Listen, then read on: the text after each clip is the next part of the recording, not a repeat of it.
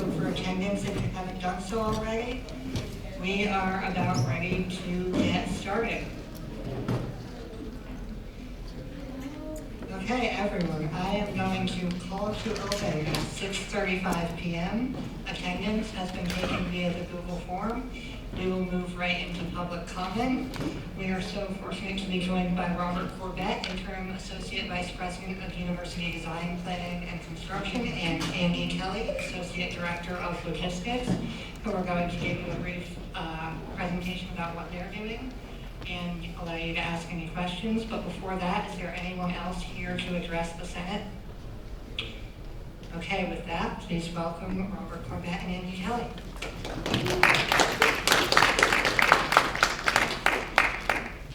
Whatever you want. Okay, so I think I'm probably loud enough Would to you just like to use the microphone just for the recording. Okay, all right. I will do that. I can still roam though. Yeah, Great. absolutely. Trouble standing still.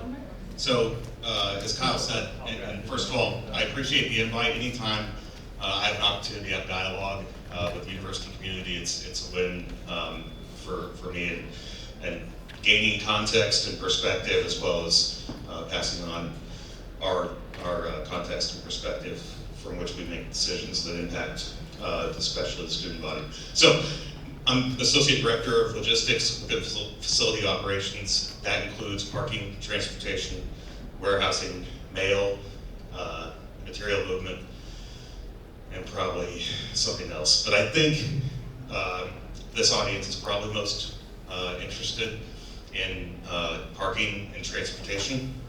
And so I'll kind of blob a couple of things out there, and really happy to answer all of your questions. And as you think of it, go ahead and stop me and let me address it while you're thinking about it. So let's start with parking. Parking's always been challenging here at the university. It continues to be challenging. From a student perspective, we're in not nearly as challenging shape as we are from a staff perspective. Most of the construction on the south end of campus is solely impacting, from a parking perspective, staff parking. And so we haven't lost any student parking due to that. Do understand, and Robert can talk about this a little bit more, that there's pedestrian challenges that come with that construction. But generally, staff parking is what's impacted. I will say to this group, we are significantly challenged the past year and a half in parking services with a very consistently growing trend of student population not buying permits and parking wherever they want. And doing the math, that sometimes works out. And so there's a growing, going down?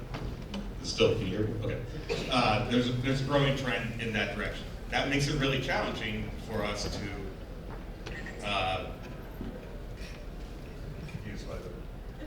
it's good? Okay.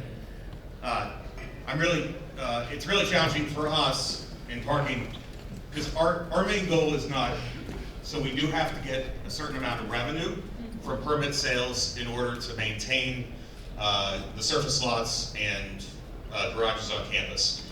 And so that's one aspect.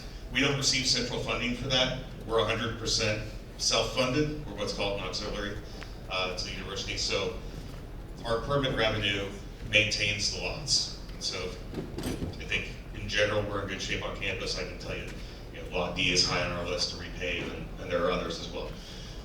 But that's how we pay for that, with the permit revenue. So our main goal is to make sure that folks who pay for a permit can park where they paid for that permit. And so this growing movement of folks doing the math and saying, well, if I get 10 tickets this year, I might come out on top. It's been challenging for us. So some things that are likely coming down the pipe. Ticket fees for folks with no UConn permit who aren't parked in a place where we have hourly parking available, so not in the garages. a couple other lots, but generally, no UConn permit, that fine's gonna go up by 70% to discourage that behavior. The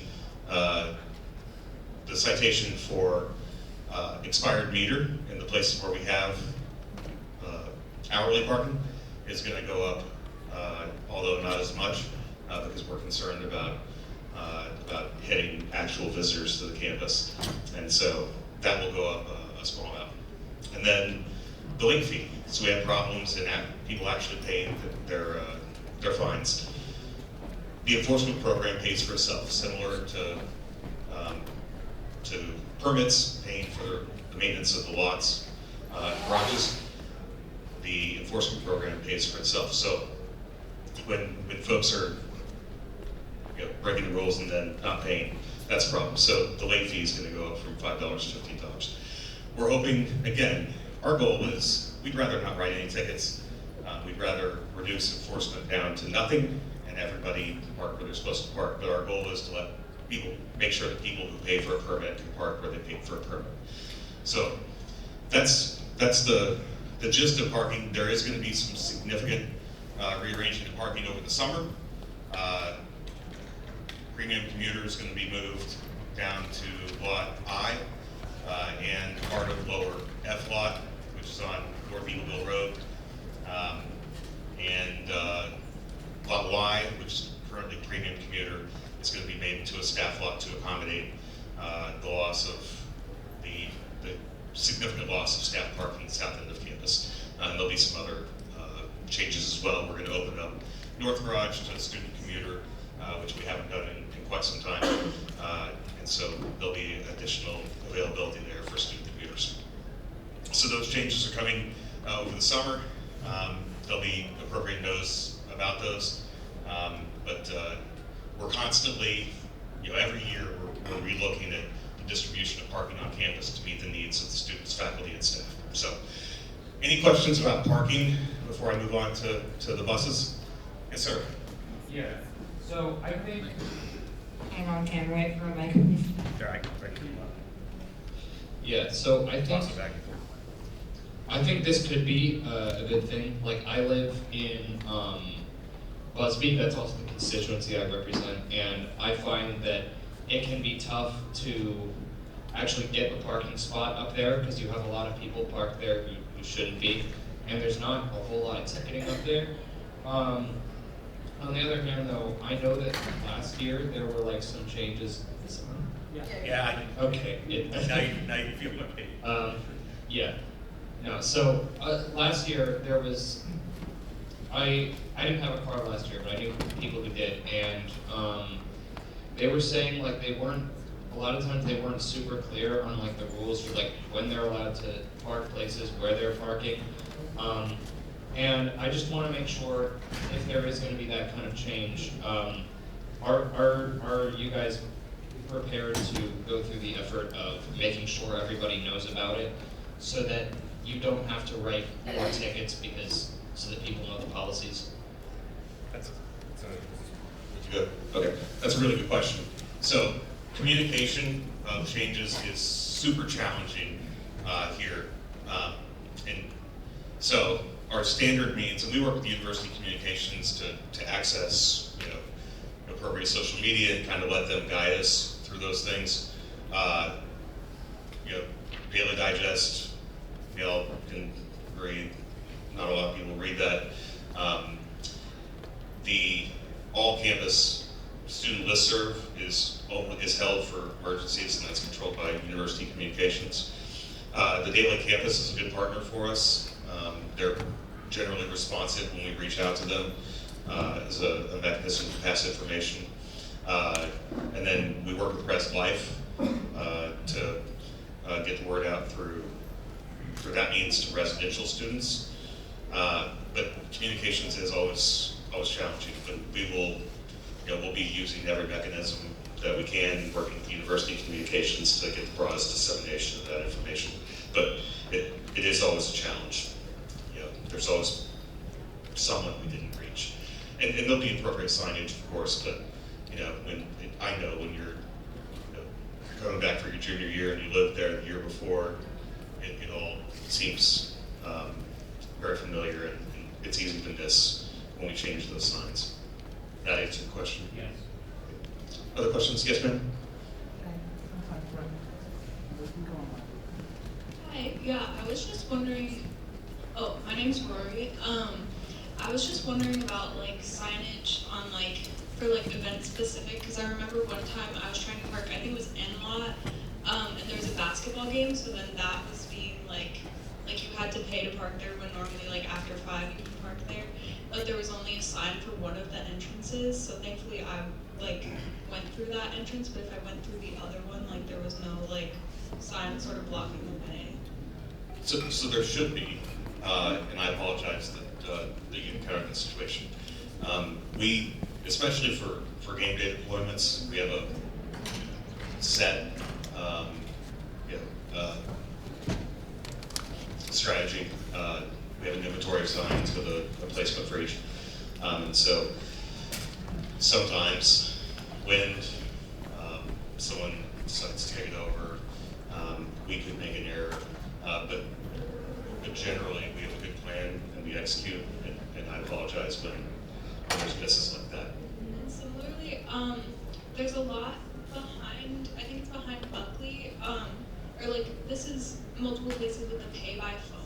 There's a lot of places where it says pay by phone and it also says area 2 24/7 or something. And like I was just wondering about like which one of those to follow. So anywhere that says pay by phone is 24/7 as well.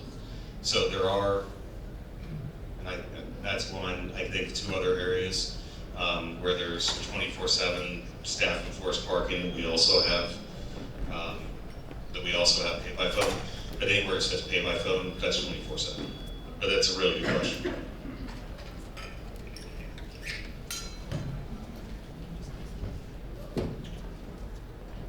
Hi, Andy, thanks for coming. I had a question about your reassignment of parking spots that'll happen next year.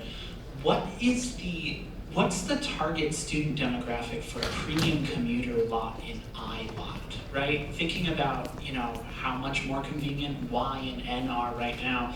Personally, I don't see I see I as less convenient than a place like C lot or K lot, or even W lot. Like which students are gonna spend a considerable amount of extra money to park behind the ice hockey rink? So our determination of that designation for that lot is based on how quick it sold out last year, which was less than an hour. Yeah. We can guess. We can guess what population is down there. We don't have data on that. We're kind of assuming it's student athletes. Gotcha. Makes it really convenient. We're not targeting them, but we are targeting areas that are higher demand. Understood. It's a very high demand area. We were caught off guard. Cards on the table. Full disclosure, we did not expect it to sell out in 40 minutes, or whatever it was. Aruna for the minutes. I know that you said that most of this issues is just because of a lack of permit and people getting tickets. Have you thought about because I live in Charter Oaks and it was a law for me to pay to park there. Have you thought about maybe for the students that can't afford to pay that much and need to just come here on their own and sort of live on the fact that they might get car, they might not? Have you thought about making monthly payments with students so that they can pay it off in increments rather than paying it all up front? So that is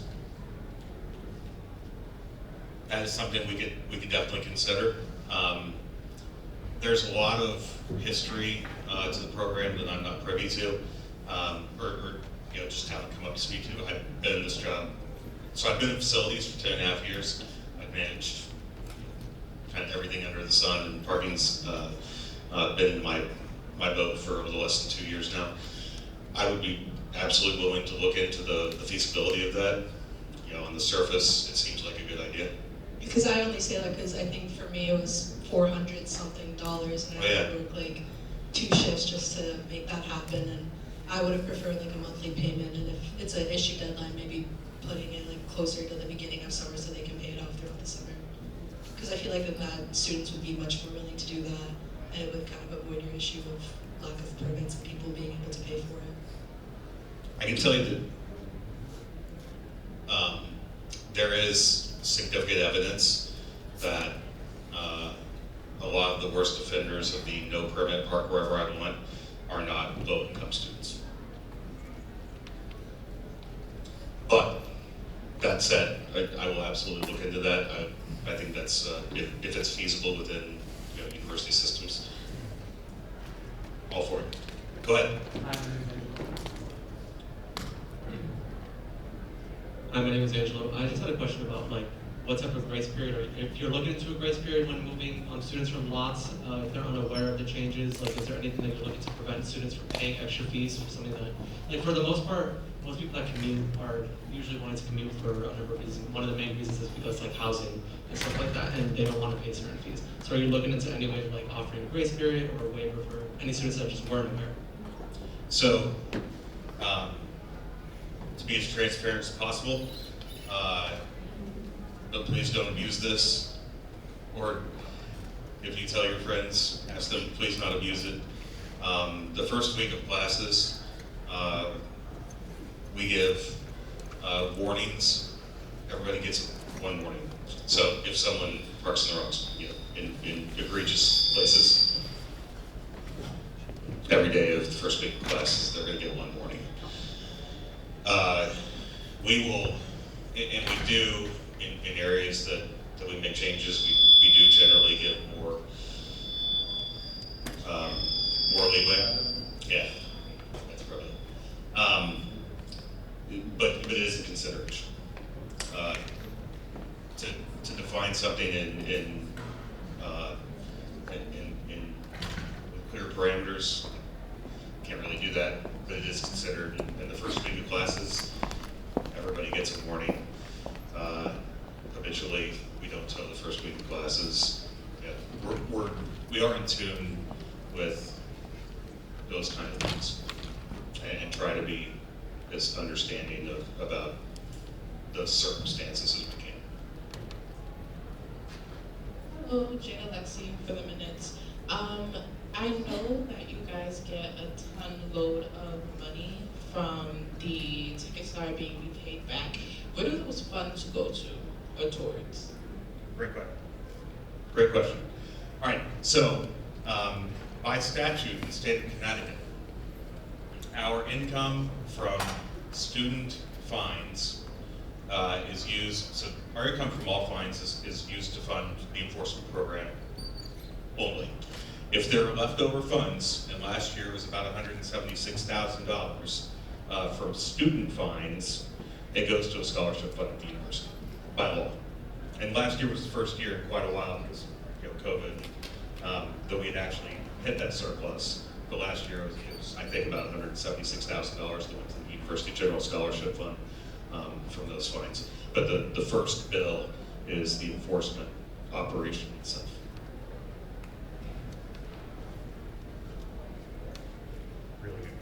Really good questions.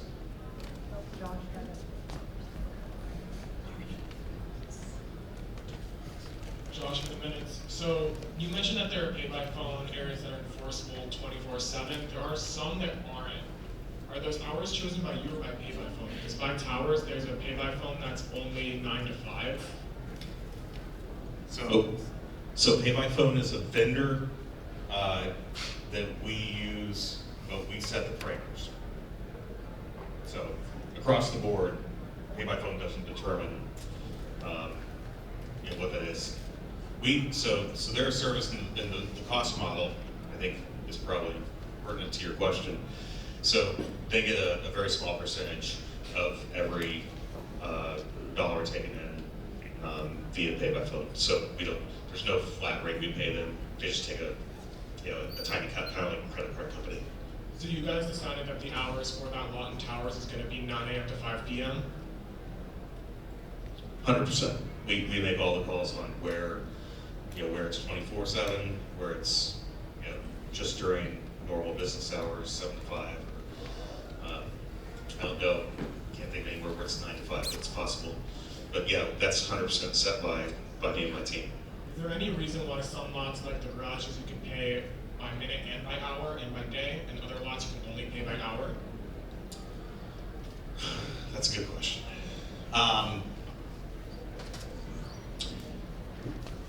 Yes. So it's based on use of the lot, in our expectation for the folks that are going to park there, to an extent, for places that we think folks might be prone to a lesser amount, we've accommodated that instead of making them pay for an hour or 2 hours.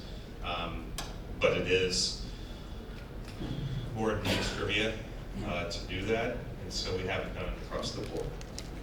Does that make sense? Okay, we are going to do Jess, and that'll be the last question here, so we can keep moving. We can have a long agenda tonight. I'm sorry. We didn't even get to busing yet. We have the last question on parking. Okay. Jess Lockwood for the minutes. I did miss the first half of the conversation, so I apologize, but it's kind of a two-part question.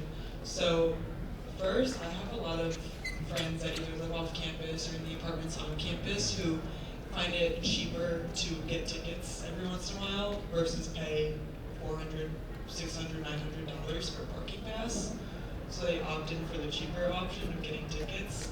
And some of that plays by the rules, so I've never been able to do that. So I got the parking pass for Hilltop Apartments. I've been living there for 2 years now. And I have heard that when it comes to Hilltop and Charter Oak parking pass openings, they kind of do unlimited for whoever lives there. And I have a lot of trouble finding parking there all the time, even though I have a parking pass. I'll be going in circles and circles. Same with D-Lot, when I used to use D-Lot my sophomore year, but Hilltop Apartments especially, because I'm paying a lot of money to park right outside, or even 5-minute walk if I do have to go all the way at the end. So I just wanted to see if you have any thoughts on that. Thank you. Yes, so I'm going to try to, in the interest of time, I'm going to try to consolidate this answer, but I was hoping someone would give me the opportunity to. So we are raising the fee if you have no UConn permit by 70%. It's $30, it's going to $50 every time. Ticket. So in the interest of trying to make that economic choice not work out. You mentioned Lot D though, and I know when you're big. So, and there are limits on Charter Oak and Hilltop Apartments. 100%, there are limits. We don't generally hit them, but also those populations are amongst the worst offenders of, hey, we're just gonna take our chances. But Lot D, that lot is, the closest, not huge, for a lot of folks. If we had control over what population lived where on campus, the resident spaces, and that's what D is, along with O behind Fulton Whitney Sprague and B and some other spaces on that side of campus. If we could control where the population was, juniors and seniors, who could have vehicles, then things would be a lot simpler.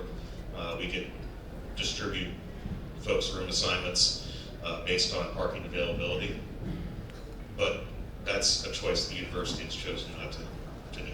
Res Life lets everybody pick their room, and so, and unfortunately, a lot of folks don't consider parking when they're picking their living place, right? And so that's a challenge that we're constantly going to get that feedback that, hey, I have resident parking, I live in Hale, and D is constantly full, and there's nothing else remotely close, and that's accurate. But since we can't control how many folks, students that are eligible to have a vehicle on campus and thus a permit, live in whatever area of campus, it leads to that problem. Okay, so real quick, and thank you for giving me, I was hoping that was like the one thing I wanted to get out there. So, busing, you all have probably seen starting Saturday, rapid reduction in service for the rest of the semester. So that's through the fiscal year, which is June 30th. We'll be running 2 yellow during peak instead of 3. We'll be cutting off service at 10:30 p.m. instead of midnight 30 at the latest. So all routes will stop at 10:30 or earlier. And then on weekends and breaks, instead of running 2 buses, 1 on each campus loop, we'll be running 1 bus alternating campus loops. 100% solely because of budgetary constraints. How did we land on those as the specific cuts that we're implementing? We have very specific ridership data, as in how many people get on and off each bus at each stop, each time of day. So we have all that data, and looking at that data and the number that we had to hit for a budget cut, those are the least impactful to the highest number of students to accommodate the budget shortfall. Next academic year, we'll be able to bounce back a little bit, but the end time is likely to stay at 10:30, and the campus loops are likely to stay at 1 bus alternating those loops. The student transportation fee has not been, so it wasn't raised this year. It's not going to be raised next year. There's a freeze on student fees. You all probably know that. And costs have gone way up. Thus, to do the level of service that is desired by the student body and has been done for this year until this point, we can't afford to do it. So those cuts will, again, be starting on Saturday. We'll be able to bounce back with yellow next academic year, but the other 2 cuts will remain in place in order to meet the budget constraints. Ready to go. Are there any questions on busing for the student fee? Mackenzie, then Josh, then Olivia? Then Tay? Hi, my question about the bus, because you're mentioning budget cuts and we're reducing times and all that, but what I'm hearing, because already the buses, the times are already messed up. So let's say even if it does end at 12:30, a lot of the drivers are gonna be sitting on that last loop for the last hour and a half anyway. So you're not catching that bus. If you're not hitting it by 11, you're not getting it at 12:30 anyway. So we're pushing it back to 10:30. Then in my mind, I'm already seeing the drivers and the buses stopping at 9:30 because they're gonna finish that last loop for that 10:30 stop. And for me, I'm off campus, so I take the Hunting Lodge bus down Hunting Lodge. That's my apartment. They get in front of Huskies, they're waiting 50 minutes every loop. So again, you're saying it's stopping at 10:30 now. So now I'm hearing I don't hit it by 8. It's not coming back around because they're gonna be sitting there for the next 50 minutes.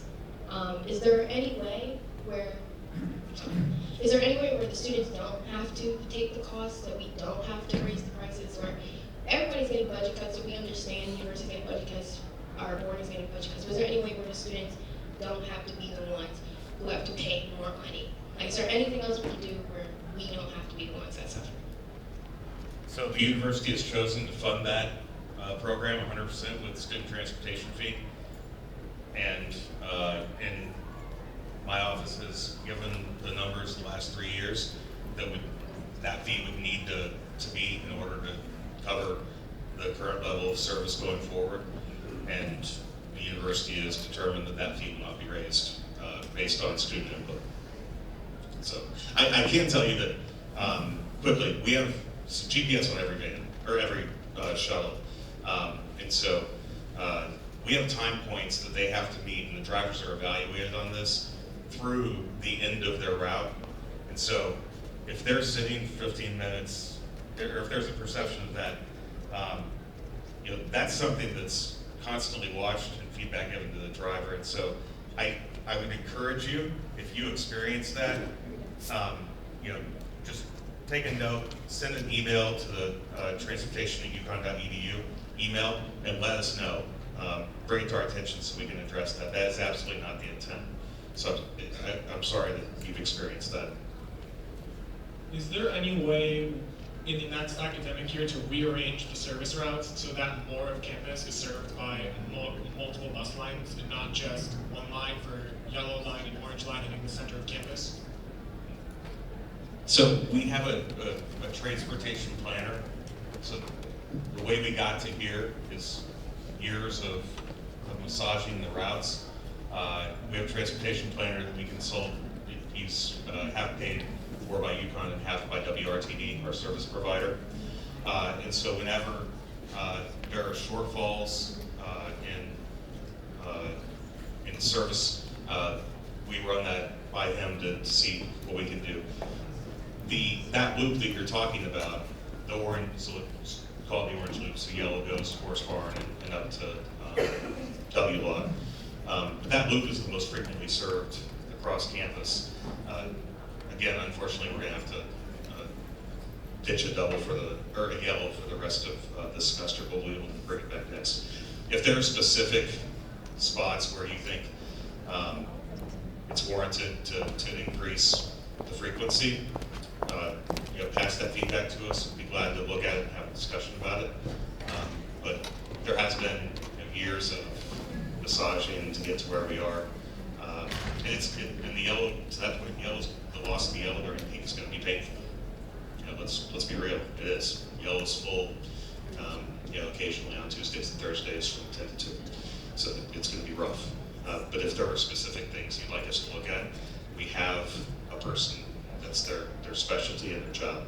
Could you look at increasing service on the westbound stations on North Eagleville? So that's North and Northwest Station and the Kent Building westbound station, which currently are only hit by buses on weekends. And if you're cutting campus loops, they're going to get hit like once every 2 hours.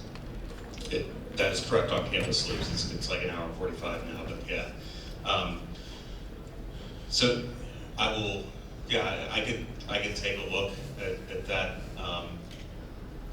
The reality, and I'll tell you this, the reality is to increase anywhere, we have to decrease somewhere. Like we don't, we're making cuts already, and so we don't have any additional capacity that we're looking to allocate. And so that becomes, that's the context that we're working from, the challenge that we have. So we can say, well, the Northwood population has fairly low rider. Let's reduce their frequency and move it over here. Well, that population is a lot of, that's the only space where grad students could be.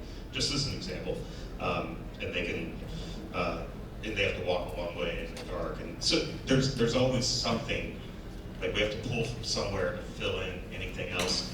And so there's always challenges. There's a challenge no matter where we try to do that from.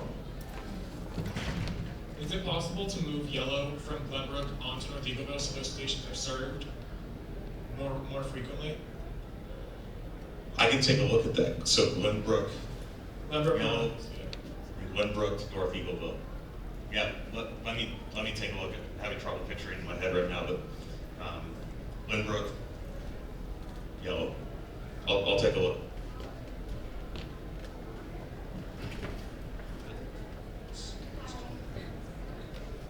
Hi, this is Olivia for the minutes. So the busing systems are one of the main ways that students with disabilities use to get to class.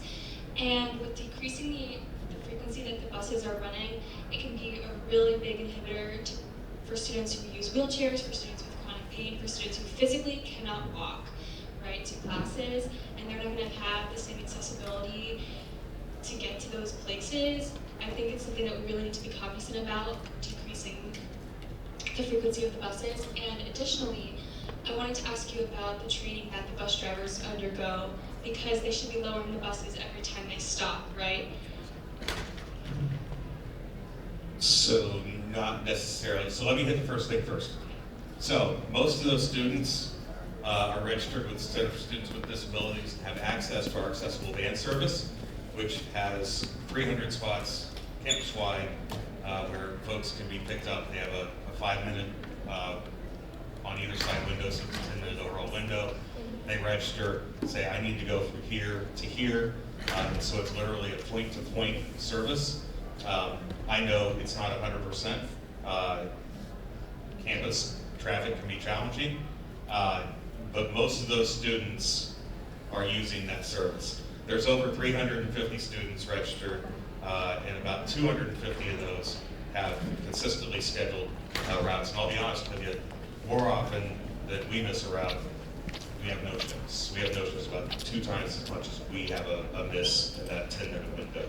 So if students with disabilities have been relying on the primary shuttles and are concerned about the reduction in frequency, I highly encourage them to, if they don't have an accommodation already with CSD for the accessible van service, to do so and to use that. Plenty of students who have tried to use the accessible van service, but it is relatively, from what I'm hearing from students, unreliable and inaccessible because the places they're dropping off students are not in front of the accessible entrances. When it's snowing out, they drop students off in front of sheets of ice, and you can't really do that if you can't walk very efficiently with a disability. So I think that a lot of students, from what I hear from the populations that I serve, which is students with disabilities, that the busing system is more reliable than the accessible van services, and considering that you mentioned that you have a certain amount of spots for the accessible van service, that potentially adding more students to that service would not be efficient or effective. And the second question I had was about lowering the buses, right? So if someone uses a wheelchair, or if someone has a service dog, or requests that the buses are lowered, the drivers on occasion have been telling those people that they cannot take the bus and they can't serve them. So I highly encourage that feedback to come to us in specifics and in real time so that we can address that. That's obviously not our service expectation, but we need specific feedback in order to make that actionable. And I apologize that those people have had that experience. So do you have a place where students can give accessibility feedback specifically? So there are several. Specific to the AVS, there's a missed late ride form that can also be used for other issues. We call it that because that's the most common thing. I get every one of those. There's several folks that get it. I can tell you this semester we've only had 3 folks submit that. Now, I understand that isn't necessarily indicative of we only did it 3 times. I get it. But the mechanism is there, and that can be used for other things specific to the accessible van service. For the regular shuttle service, info at wrtd.org and or transportation at econ.edu are the best mechanisms. If you can't remember those, andy.kelly at econ.edu. People can always reach out to me directly. My cell phone number is actually on the webpage, my personal cell phone number. And so we feel like, with feedback welcome, that we have lots of means out there to get the feedback. A lot of times we can't, we don't know what we don't know. And so we need the feedback, especially when things go wrong, in order for us to make it right. One final thing, is there clarification on the form you were referencing that students can fill out alternative concerns aside from the missed ride? Yeah, there's a dialog box that is free text. But does the form itself clarify that you can add more than just the missed ride? Does it say that you can specifically inquire about accessibility concerns? Specific to the van service? Yes.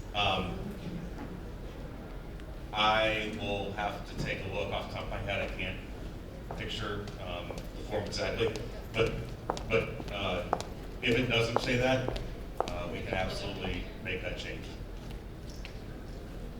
Thank you. Those are good things. We're good?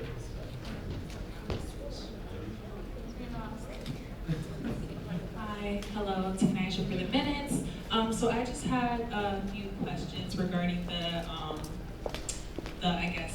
budget around transportation. So the fee currently is $75 per student, and keeping that in mind with the high increase of incoming classes, is that not able to sustain the payroll for the buses. Could you explain more as to why we're getting the time shortened as well as the lines reduced? So right now, so for this semester is one thing, and next semester I think is more to your point, but for right now, so the last few years, we've been able to not make a blanket cut to the service because of a couple of things. COVID, the need was down, or the demand was down. And then we were also dealing with nationwide shortage of service workers, which includes bus drivers. So that last year, that was a significant impact.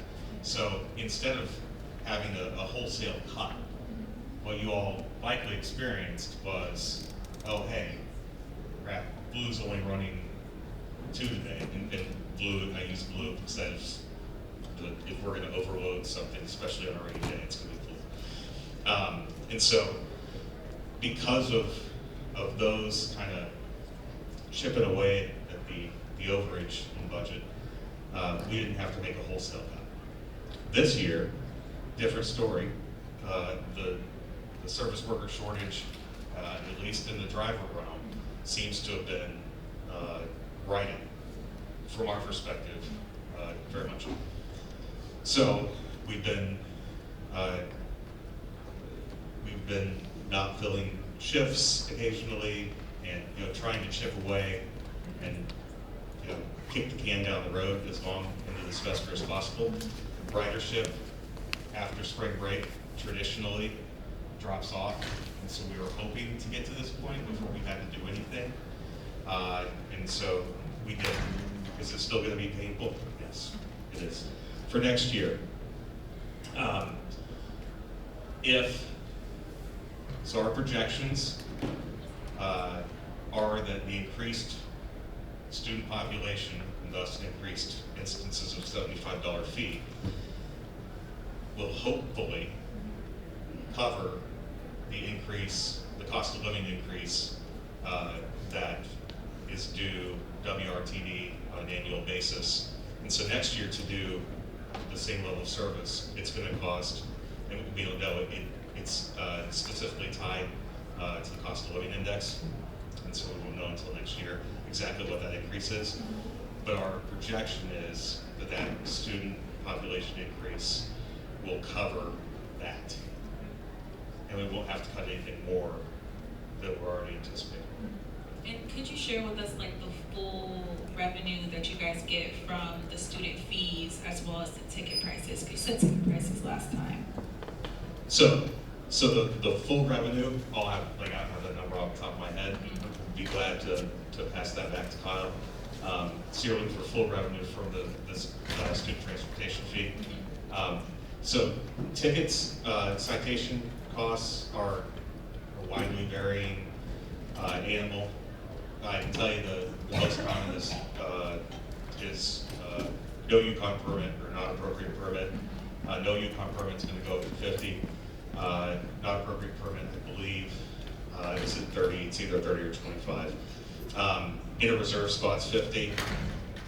By state statute, handicap spot can't be more than $150. It's the strangest law I've ever seen in my life. I've lived all over this country.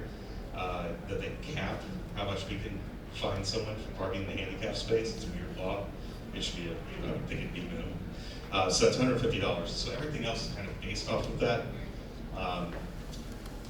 For I think other common citations, those are really the big ones. In a reserve spot, $50. And in the wrong area is either 25 or 30. And given the increase of the tickets, would that not be enough to cover like the budget cut deficits? So parking and transportation are Two separate budgets. Okay. I happen to have both. Okay. So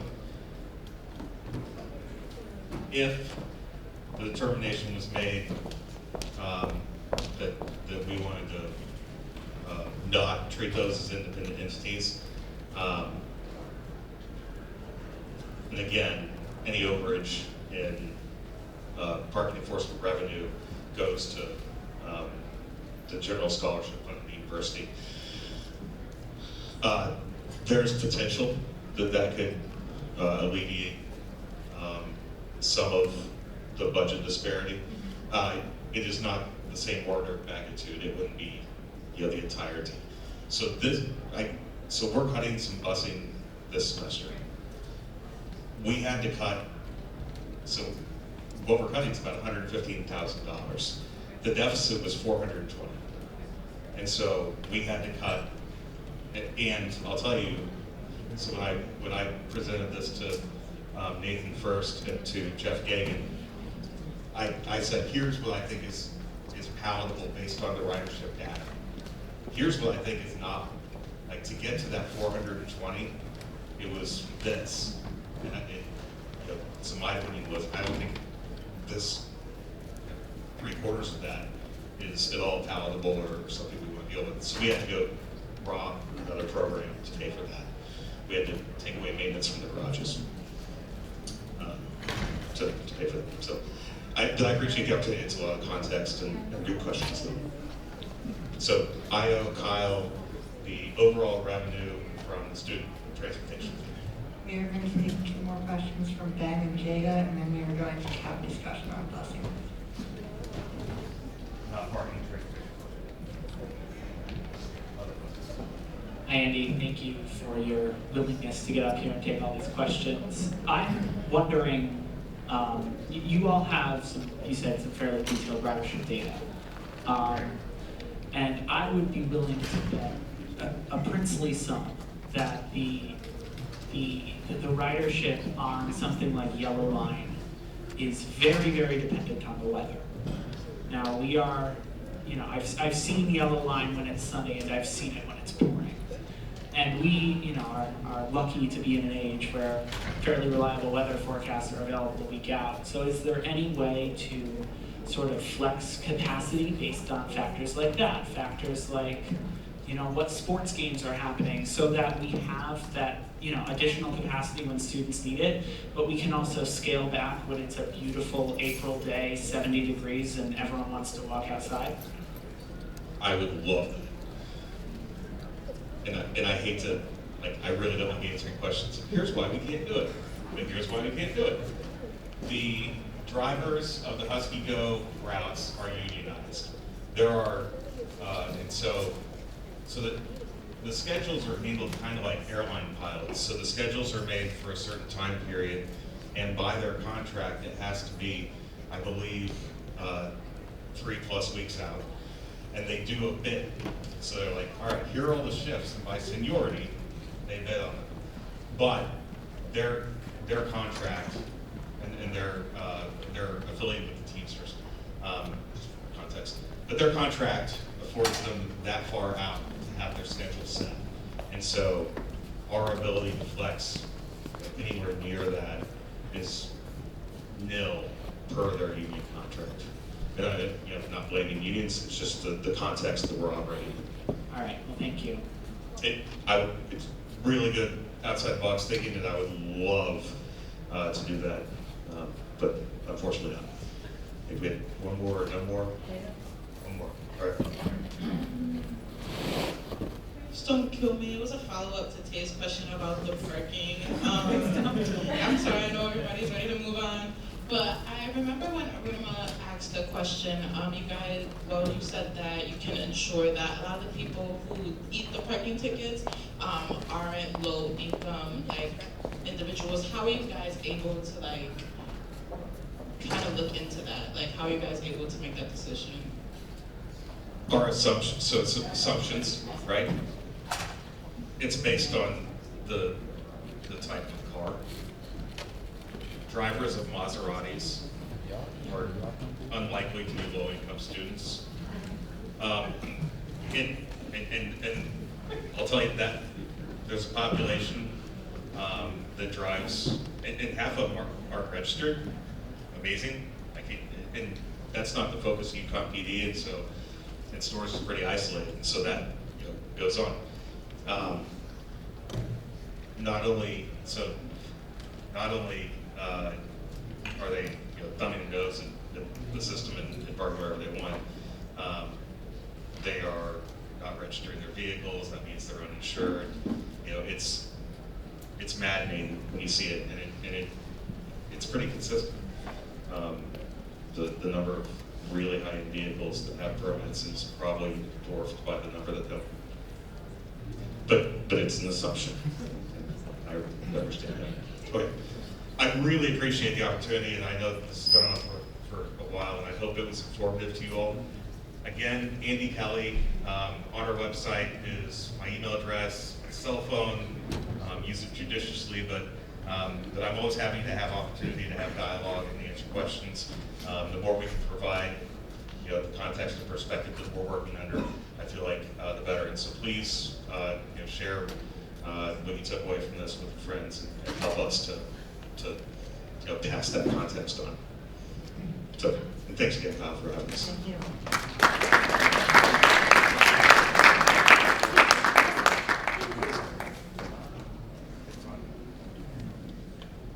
All right. Always very difficult to follow transportation authority because that is always a key issue for everyone. My name is Robert Corbett. I am the Associate Vice President of UPDC. UPDC stands for University Planning, Design, and Construction, and we do exactly what our name indicates. We run the capital projects that are on the campus. That's all the capital construction projects that you see around the campus and influence your walk paths and the noise and the dust. So I know we don't have a lot of time today, so I'm going to try to keep it kind of very centric to what I think you guys would be interested in. The first question we always get is, how does the capital project budget affect the operating budget? Right? We have in the news, everyone knows about the cuts that are coming to the university at the state level. How does the capital project budget affect that? And the answer is that there is almost no relationship between the operating budget and the capital budget. So let me explain. The operating budget of the university is the revenue and the expenses really in any given year. And the revenue is state funding, it's the tuition, it's housing, it's scholarships, it's grants, it's financial aid. That's the revenue side. The expense side is mostly staff, faculty. And when those two don't equal, in any given year you have a shortage, and then you have to discuss budget cuts. That's because the university is a nonprofit entity. We do not operate the campus to make money. We operate the campus to break even. That is it. We're not trying to make money. The university does not make any money. We only break even in any given year. Now the capital funding is completely different. The capital funding is through what they call the State Bond Commission. Okay? That is something similar to the way a person takes a mortgage. And so these are long-term dollars, long-term investments. Occasionally the university does their own bonding, but it's very, very, very rare. Very rare.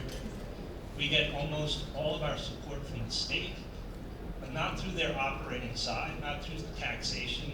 We get it through long-term investment bonds. So because of that, there is literally almost no effect. If we did not build the South Campus Residence Hall, all that would happen on the operating side is no effect, zero. We would just not build the South Campus Residence Hall. So the next thing that, as a student, I would be concerned about is we have all this construction. What are the impacts to students? Are student safety taken into consideration? I would love for construction to be silent and not produce any dust. I would love for it not to impact the roadways and not to impact the pedestrian ways, but that's just not the reality. I can tell you that we work very hard to try to balance the impacts on students with the progression of the work that we think in the long term will improve the campus. So what projects do we have going on right now? We have the South Campus Residence Hall. It will be complete in the fall. It will not have any freshmen. It will be available in the upcoming selection process for, I believe, sophomores, juniors, seniors. A certain percentage of each, I believe, will be available. It is an all-suite product, so that means that they're all double bedrooms, but they're within quads generally, occasionally 6, but most of them are quads. The South Campus Residence Hall does a couple things for us. One, it kind of meets some increasing demand. The university's taking in some more students for this semester. So overall, there's an increase in demand for housing. We know that, seniors, particularly this year, because of the messaging that was poorly done, there's a higher demand of seniors that are looking for housing. So it helps us offset some of that increased demand, but it also creates what we call swing space for the future. And what that means is we recognize as a university that our housing stock is in generally poor condition. And so this allows us to take other dormitories off in the future so that we can renovate those and keep our total number of students on campus the same. As part of the project, we are building a new dining hall, and that will also open in the fall. And that will have seating for 650 students. And one of the things that it's going to do is kind of relieve some of the pressure on the Rome dining hall and the South dining hall. That dining hall, because of its proximity, gets particularly overrun during lunch. And so this new dining hall should relieve some of that pressure and also provide some additional choices from the menu. We will be closing the Buckley dining hall to offset some of the increased costs to have the new dining hall. Buckley is a smaller dining hall. I don't know if any of you visited it, but it's very small, it's outdated, it's on the periphery of the campus. So we think opening this new dining hall will better accommodate more students over time. Yes? Does that mean the new dining hall will be open on weekends? I don't. The question, any?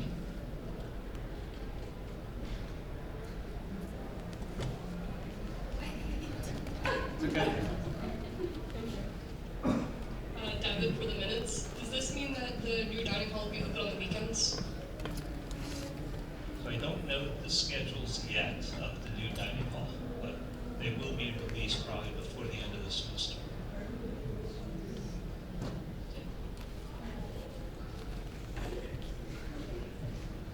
What is the backup plan if, for some reason, there's a delay in completing the construction of the new residence hall or the new dining hall, and students are planning to move in the weekend before classes start? So there will not be a delay in the opening. We will work around the clock if necessary to guarantee the delay, not the backup rule.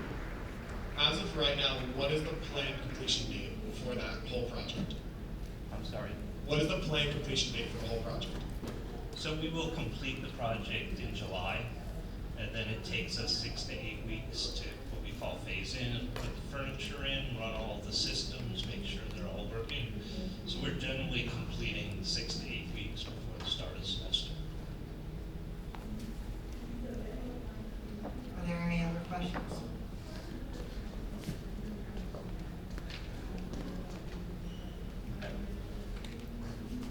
So the only other projects I would like to mention as we go forward is, we are at really the tail end of that state bonding program. So the upcoming projects are smaller in scale going forward, I would say. We are renovating the field house. So once the rec center opened up, the former field house was where the rec center was. We are renovating that for women's sports, so part of Title IX compliance. Almost all of the work in there will be for locker rooms and for the women's sports at the university. Then the other large project that you'll be hearing about is the School of Nursing. We will be constructing on the south side of the campus a completely new and updated sim lab focused, hospital focused school of nursing. Both of those projects will be starting here in the fall. So unfortunately, the noise on the south side of campus will continue as you think about your selections of locations for housing for the fall. The last thing I'd like to mention is there's always a lot of discussion around the central plant and can we do projects to reduce the carbon emissions on the campus. The central plant provides 91% of our electricity today. It also provides about 75% of our heating and cooling. So what I would say is that as we look at the central plant, one thing I would remind you is that it's not just about turning it off.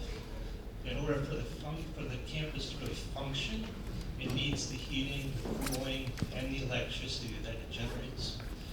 As part of our South Campus projects that we're doing right now, we're doing our first geothermal wells.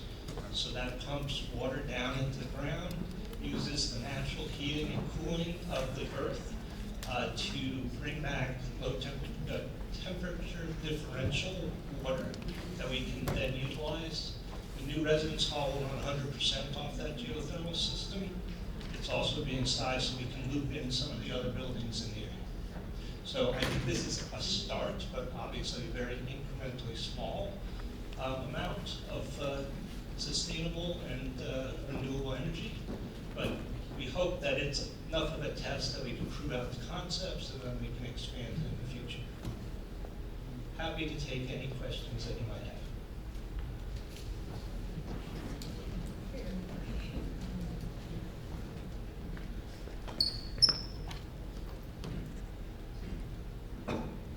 Hello, Lauren from the Minutes. Do you have a plan for what you're doing with the Buckley Dining Hall once you're closing it? Like, what is that space going to be converted to? So we don't have any immediate plans. Buckley is a older residence hall that needs a major renovation. There is a lot of competition coming in the form of off-campus housing. If you're up on 195, you can see some of it being built today. So some of our older housing stock will eventually need to be demolished. So Buckley is a possible candidate. It's also an area that has that graduate students have expressed some interest in. So another alternative use could be that it could be graduate housing in the future.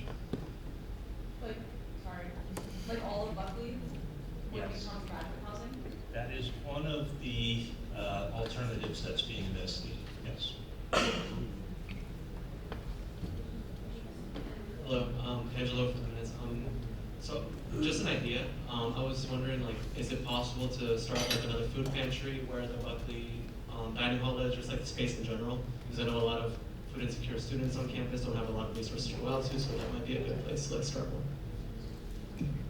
Yeah, I know food insecurity is a big issue, and it's continuing to be investigated. And I know that it has a temporary location now, that we're looking for a more permanent one. So that might be a possibility. Yeah, that Buckley area.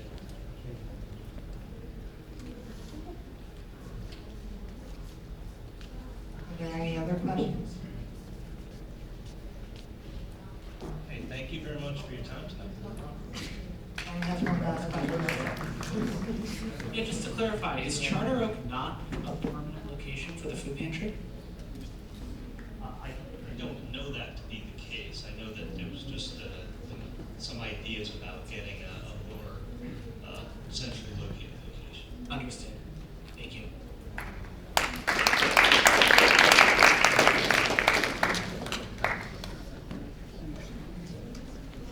Okay, everyone, we are going to take a 5-minute break right now to let everyone grab some pizza, if you have to. But first, we want to announce our 2 senators of the month because we know a few people have to leave early.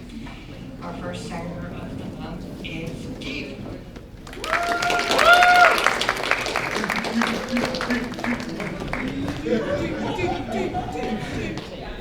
He's not sure what he's getting up for.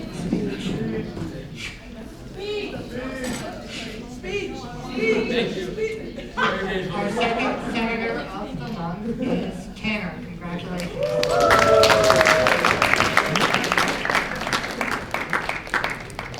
All right, we'll start back up at 7:45. Everyone grab some pizzas and tickets if you haven't.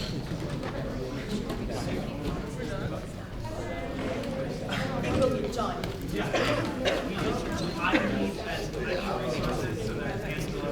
Go, bro.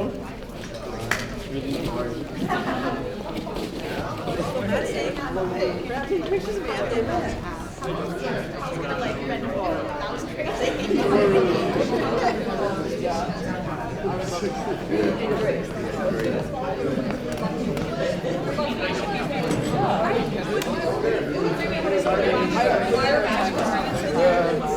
Freshman honor student.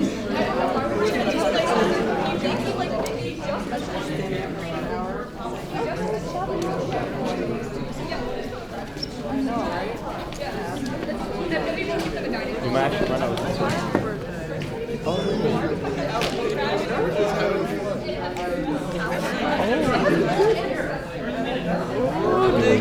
That was actually insane. No, I was sitting there. I was in his job support, which went out. Yeah, that was so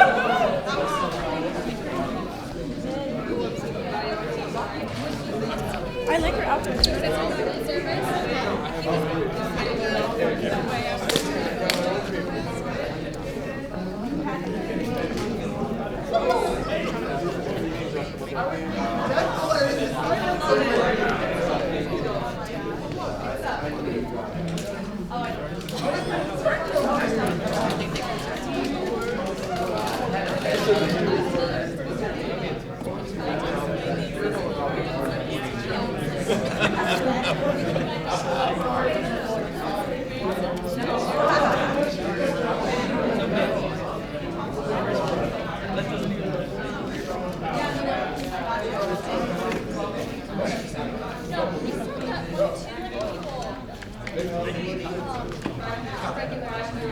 Hello.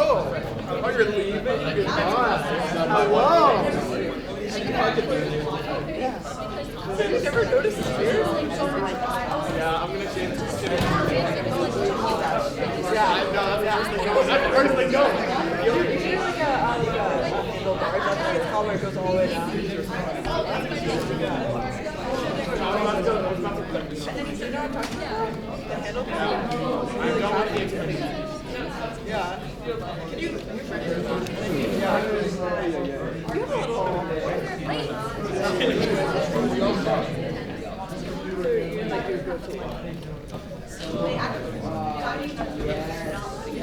How long would it take you to grow like an hour? Well, I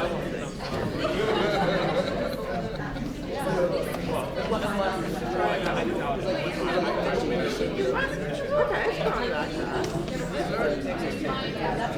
You should grow solely a neck beard. Like, you should shave everything except your neck. Good look. Literally, that's what it was. I'm glad somebody did so bad.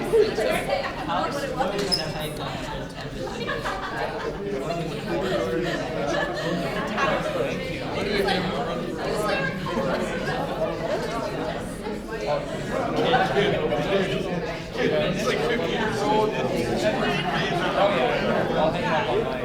These are your students too. Yeah. Supply them with your central. Yeah. That's great.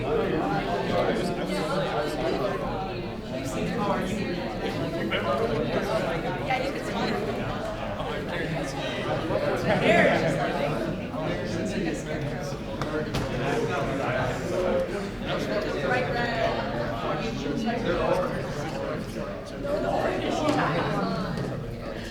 God. So you get to stop the process. Yay! She does. She doesn't know what to say. None of it's good. She's pretty funny, actually. She's got like, you can tell she's That's why.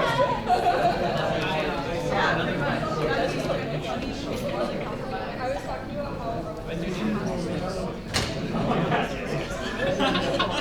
That was the funniest thing. Yeah, we'll be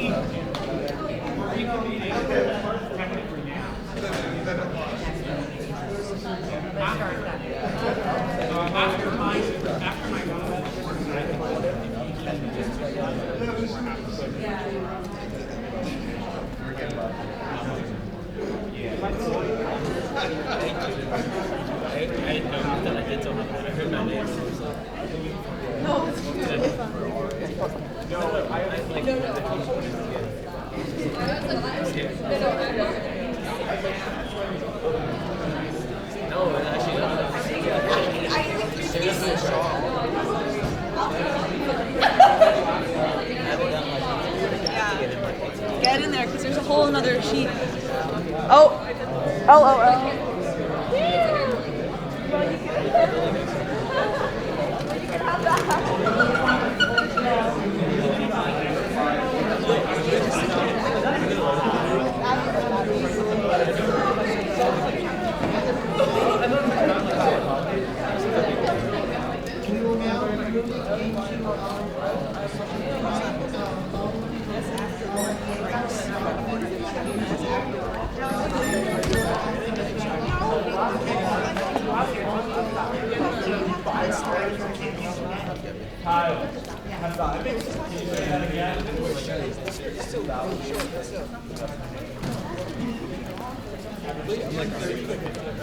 Am I late? It's gonna go on for like another 2 hours. I'm gonna go start again. It's over here. There's no pizza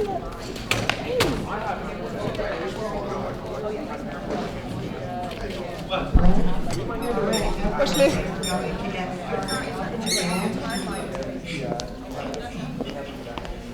We are going to get into our documents. I'm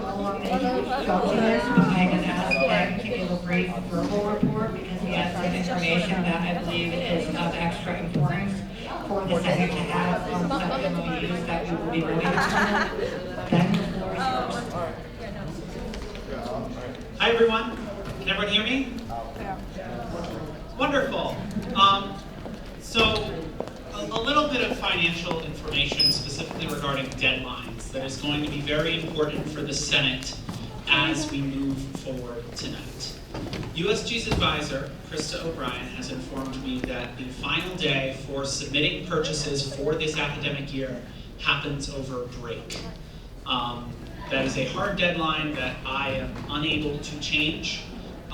Because my staff and I are all out of the country for most of break, that means I've set a hard Saturday deadline for all documentation for all purchases for USG for this year. What that means is that the purchases that you are voting on tonight are the last chance for USG events to happen. In addition, Krista informed me today that the financial staff that she manages does not have the capacity to do all of the events that we are planning on this agenda tonight. So the Senate has some options. We are, you all can vote to approve all of these MOUs, and then Krista gets to make the final decision, or we can spend some time here tonight discussing which of these events are the best use of student funds, are the most important, and the Senate can make those decisions. I could also make those decisions. What I will tell you is I'm not going to prioritize certain events over others unless I get very clear guidance from the Senate tonight that they feel some events are more important than others. I will also note to all of you, we've been announcing it pretty widely, that USG's club funding operation is out of money. We are no longer funding oftentimes very similar events for Tier 2 organizations. And so it's going to be really important as we discuss tonight what we think our constituents would be proud of us spending our money on. Keeping in mind that every dollar we spend here tonight is a dollar that cannot be spent on advocacy or club funding next year. I am happy to answer questions. I really want the Senate to be discussing what they feel is a good use of student funds and what they feel are the most important events for us to do. I have opinions on them. I would like for this, however, to ultimately be your decision. I'm happy to provide guidance on things like feasibility, things like timelines, all of that. And Jose Maldonado, one of USG's advisors, is in the back, and he can also answer some of the more advising related questions that I would be guessing on. Does anyone have questions for me at this time before we continue? We'll give Devin, Nick, Jess, and Kamara.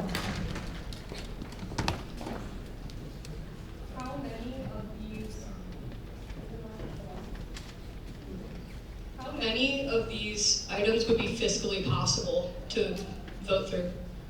Yeah, that's a really good question. And it is unfortunately not one that is easy to answer.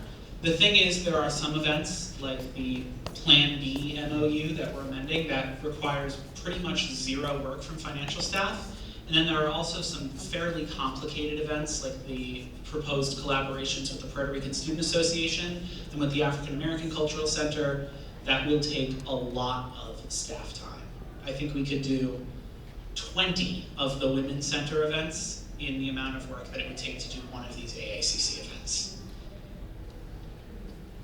That was my question. Kamar for the minutes. I have a question. You said that every dollar that we spend on this can't be spent next year for advocacy. Does that mean all the money that we don't use is going to roll over into our overall budget and like split between the committees like usual? So, I mean, every dollar that we don't spend gets rolled over to next year. As for splitting within the committees or putting to club funding or something, that is a decision that the Senate, together with whoever is elected to replace me and whoever is elected to replace, you know, John, Peter, and Tay, will be making. I, once again, have opinions and I'll be sharing those, but, you know, I think this is something that the next group of leaders should be deciding. Anyone else? Okay.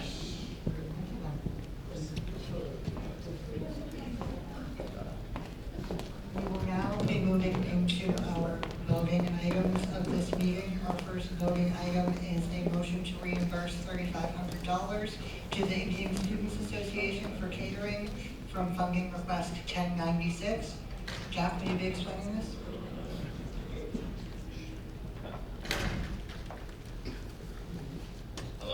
Hello. All right. I assume this thing's on because people have asked that same question over and over. My name's Jack. For the minutes, I'm an associate justice. Essentially, what this request is the funding staff and comptroller have come to an agreement to fund this club. This was a very old request. It happened in, I believe, October, and the RSO did everything right, and it came down to essentially the funding staff didn't know that full-time staff were going on vacation over break and weren't aware of that, so the request ended up not getting funded despite it being in compliance with all the rules and regulations. As Ben stated, all of Tier 2 funding is now frozen essentially, but we do have a small amount of money, I think it's $8,000 set aside for appeals, so this would be one that would be taken out of that budget, so we do actually have money for it. Any questions regarding this? Rory, then Josh.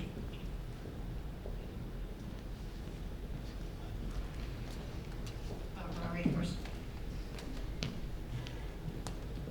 Hi, this is Rory for the minutes. What would happen if we don't vote to reimburse this? Yeah, sure. So essentially what will happen if we don't vote to reimburse is the club is out $3,500, USG does not spend any money on it, and we essentially say, too bad, your request didn't get funded. Can I add something to that?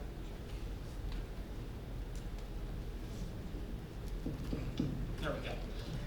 I will also just add, you know, we have essentially some funding requests held in reserve. So if the appeals budget doesn't get used, the money will be spent on other clubs' funding requests. There is currently, I believe it's about $10,000 worth of funding requests kind of being held in limbo at the moment until we have appeals figured out, as well as, you know, we always expect bills to come in slightly lower than we approve. So if there's space there, that's where that comes from.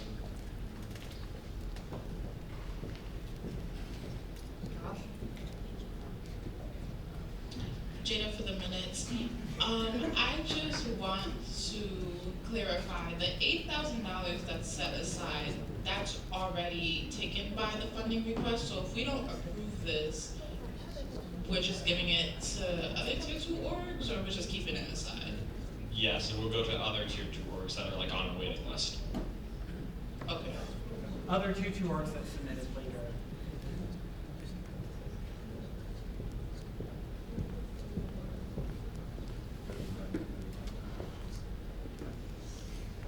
Is the $8,000 in tier 2 funding's line item, or is it in someone else's line item? Yes. It's in tier 2 funding's line item.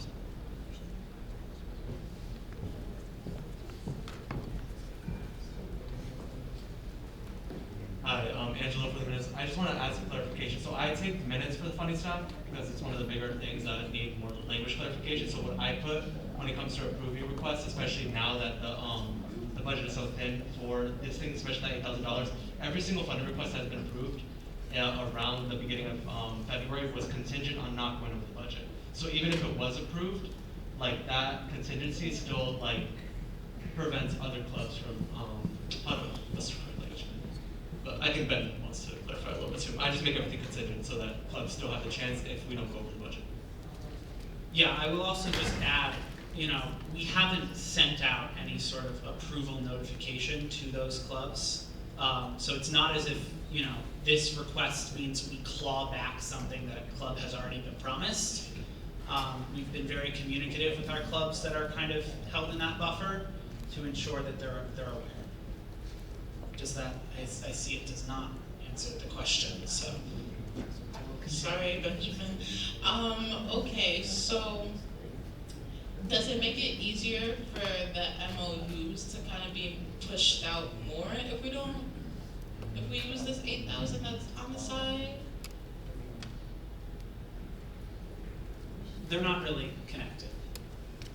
Especially this thing is a reimbursement, which is not a lot of work for the full-time staff and also is less time sensitive than a event that we might be planning for, you know, late March, early April. Does that, like, I don't think that approving or not approving this is going to materially impact the capacity of the full-time staff for the purposes of MOUs. Does that answer your question? Yeah. Okay. We're making sure Angelo has an immediate copy for minutes. Did the judiciary hear this funding appeal? No, so this was mutually agreed upon by both parties, so that would be the comptroller and the funding staff, so that it should be funded. So whenever both parties of a hearing mutually agree on things, the judiciary essentially says okay, and then we send it off where it needs to go. So since this has been agreed upon by both prosecution and the defense, there was no need for an official hearing. Both parties did waive their right to a hearing, so that's what's gone on there. And the funding staff did vote back in October or November to approve this? Yes. Are there any other questions? Are there any points of discussion? Okay, we will be moving into a hand vote. All those in favor of approving this reimbursement, please raise your hands high. 1, 2, 3, 4, 5, 6, 7, 8, 9, 10, 11, 12, 13, 14, 15 in favor. All those opposed? Any abstentions? 7 abstaining. The reimbursement is approved 15-0 to 7. If you abstained, please see Angelo after the meeting. our next voting item is a call to action regarding a need for subsidized housing on subsidized on-campus housing over breaks. Tanner, you have the floor in a second. Thanks. All right, awesome. So for the minutes, this is. It doesn't. It is, I promise. No, I believe you. It's just. So for the minutes, this is Tanner Marchese. I'm the Northwest Mailroom District Senator. Yeah. So housing's kind of a problem around here. I mean, I don't have to remind you guys of when they almost stripped housing for all of our seniors next year. Like that was crazy, wasn't it? So many students here and around the country have been experiencing housing insecurity. I don't think that's any like mystery. I don't think that's a surprise. So it happens for a variety of reasons, including but not limited to, if you're an international student, if you live really far away, like maybe you live in like the West, California maybe. I know some people who live there. Maybe you have a difficult at-home situation, like maybe you don't get along with your parents, maybe they're abusive, maybe, it can be tough. A lot of people who I know don't feel comfortable anymore. They want to leave. And so there have been other schools around the country who have started addressing this issue. Harvard University allows for students to stay on campus if they let them know in advance. Portland State University in Oregon has developed a basic needs hub, where students can get emergency grants for food assistance and housing services in the long term. The state of Massachusetts has been working on a state policy level, doing something with this. They've set up a committee. Nothing real policy-wise yet. This is pretty new, but they've been working on it. But no big major flagship university in New England has really taken any major steps towards solving this issue. So okay, well now it's loud. So we would be kind of. I think it'd be good for us to kind of start that trend. That'd be a good trend to start. So we received testimony from.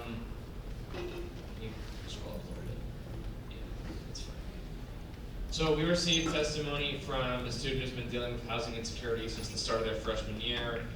They had to spend hundreds of dollars on room and a meal plan. They had to work full-time over break, and even then they were in the hole several $100s after break, which isn't good. Like they were like a step away from being homeless for a month, basically. We also got a testimony from international students saying that they would benefit from housing over the breaks because it would help them gain resident status in the state of Connecticut, take summer and winter classes. It's also helpful for people without a support network within Connecticut for gaining, credits and work experience. If your parents don't live in Connecticut, or in the surrounding area, like it's pretty hard to just have that basic level of support that like housing provides with you, right? So it's currently not economically viable for students to stay on campus over academic breaks, but the current rates that students already pay, are making them pay a bunch on top of that, and it's hard to find affordable off-campus housing options near the university because most students lack rental history. They don't have a guarantor. They might not have money for a security deposit. You look around UConn. There's not too many off-campus options that are affordable that are within a decent distance. There's that place that they're building by Charter Oak and Busby. So that'll be an option, once they come down. But as of right now. So, so over 40% of students at four-year universities experience housing insecurity, and 14% experienced homelessness in 2020, which is bad, I think. So here's what I'm proposing in this piece of legislation.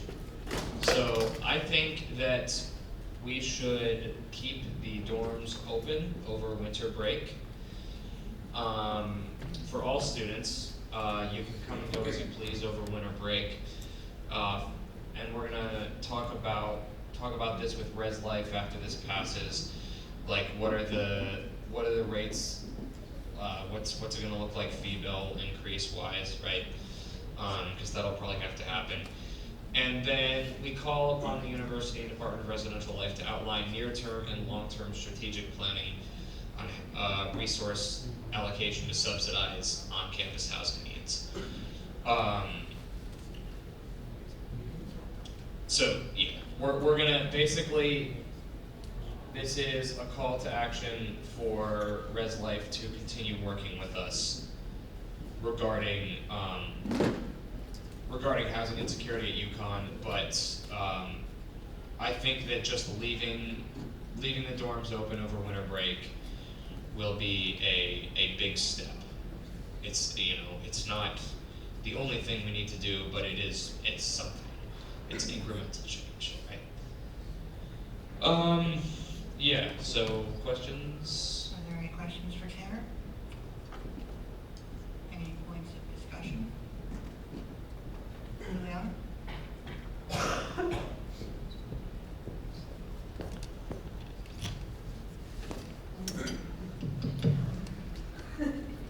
think this is a great idea. I'm just wondering if you've talked to anyone in Res Life yet about this? Yeah, I have. I had a meeting with Amy Krim, because, I didn't want to bring this to the floor, and they'd be like, actually, they said that a statement from USG would mean a lot to,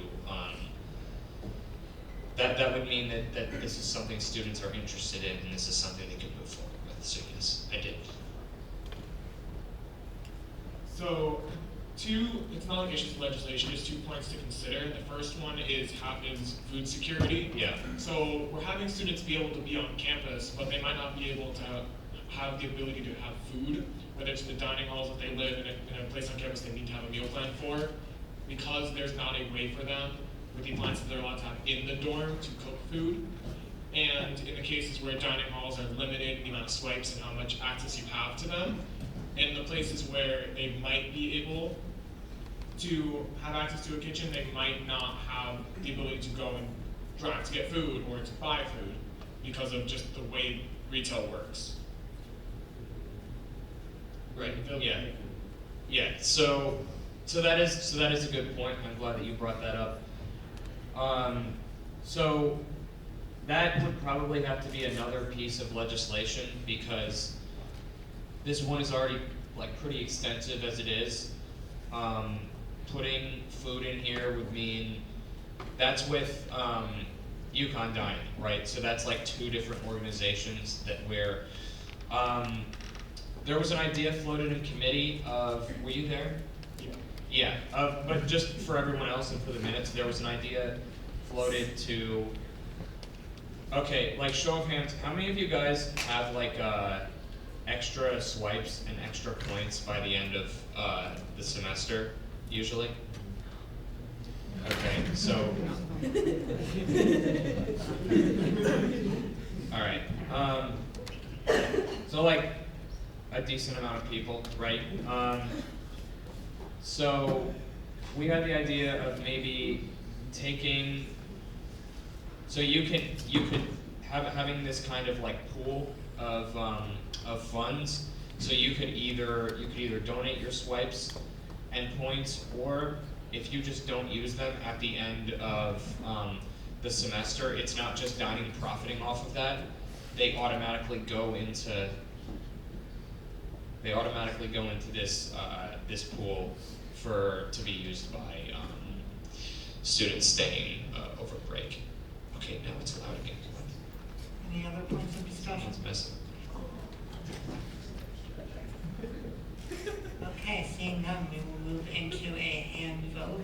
All those in favor?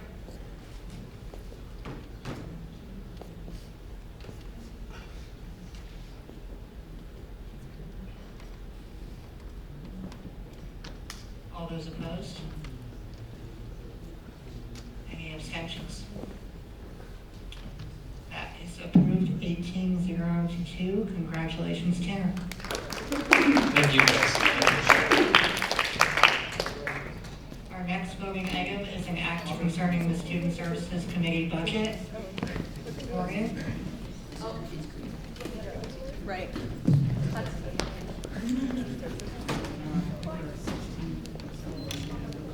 Hello, everyone. So you all know that we provide Shaw with the money to buy Plan B and provide to the student body for free, right? Thank you. Yeah, so we gave them $10,000 for this year.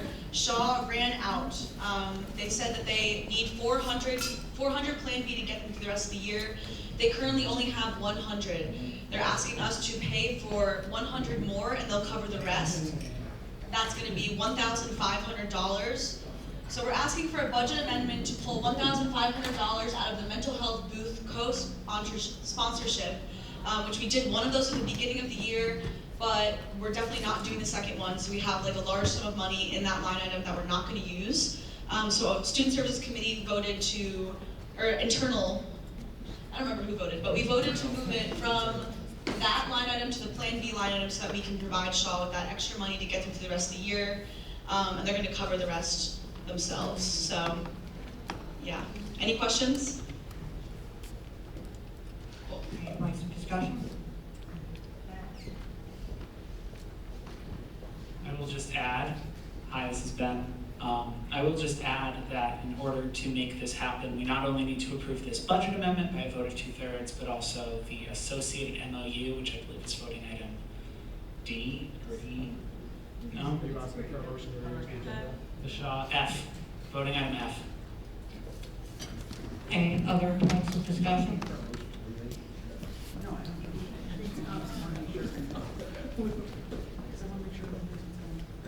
I just want to urge the Senate that this is a really important thing that we should probably vote on. As student services, one of the biggest things that we focus on is sexual health, and by not doing this, then we would be pretty much making sure that we're going to be out of Plan B, which is one of like the biggest services that we provide on this campus.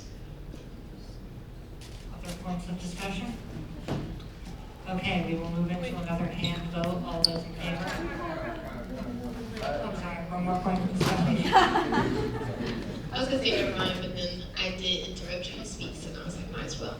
But I was just supporting it as well. As I already mentioned, like we have partnered with Shaw in the past. We're always gonna be partnering with Shaw, so it's good that we further this relationship, especially when this is directly helping students and it shows that they need it and they're using it. This is probably one of the most ways that we can hear from our student body and what they need. Thank you. Thank you. Any other points of discussion? Okay, now we will move into a hand vote. All those in favor?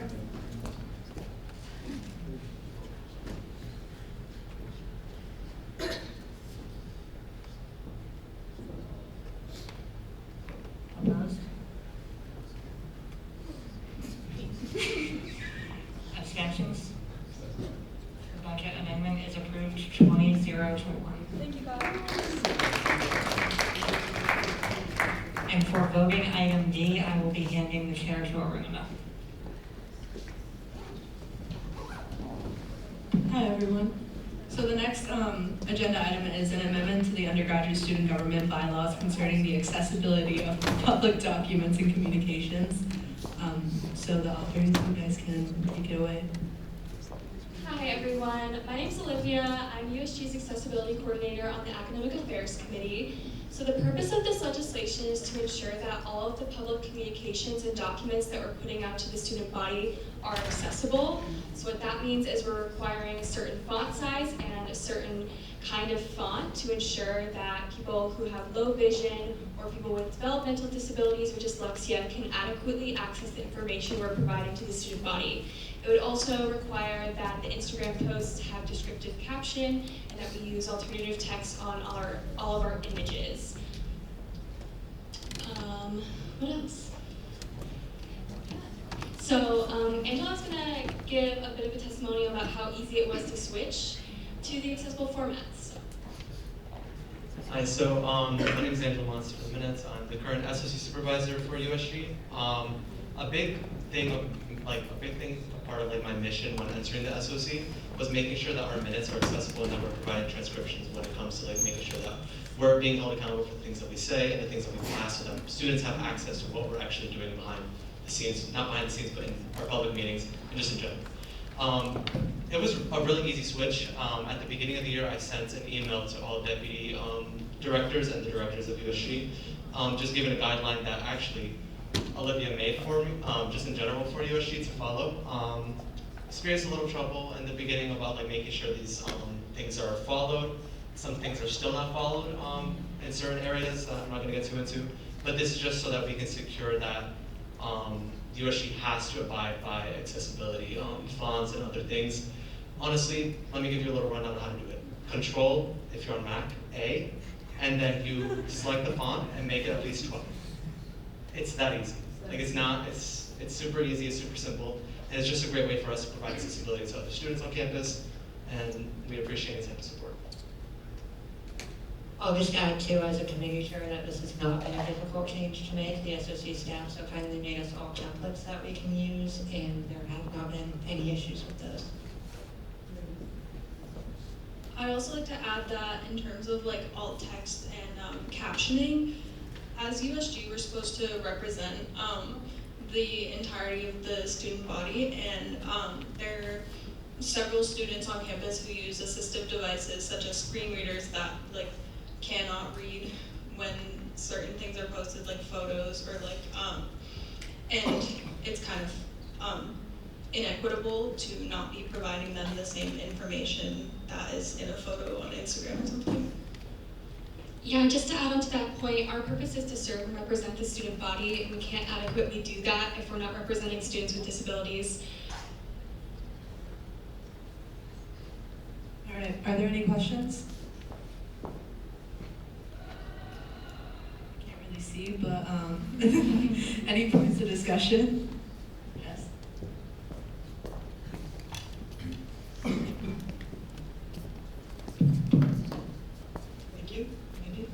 This is Jess for the Minutes. I just want to say I really, really like this initiative.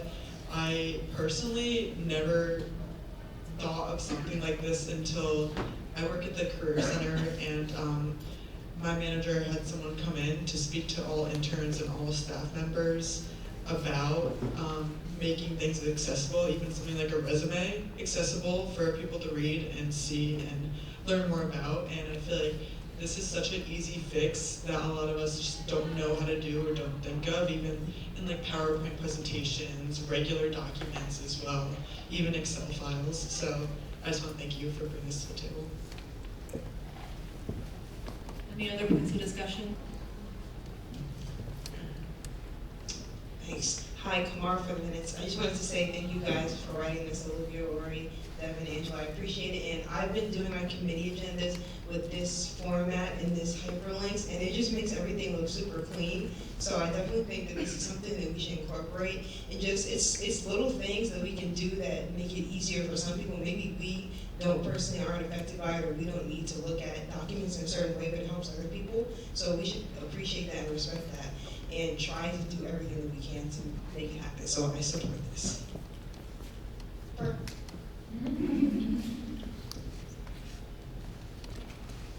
other points of discussion? All right, we're gonna go into a hand vote. All those in favor?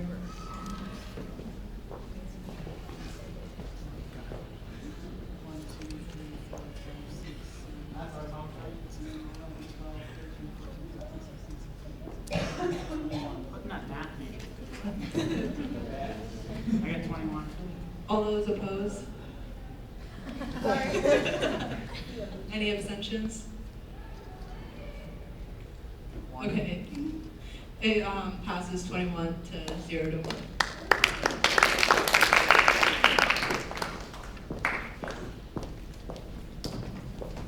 Our next voting item is a call to action regarding the renaming of KNS Hall. Amy?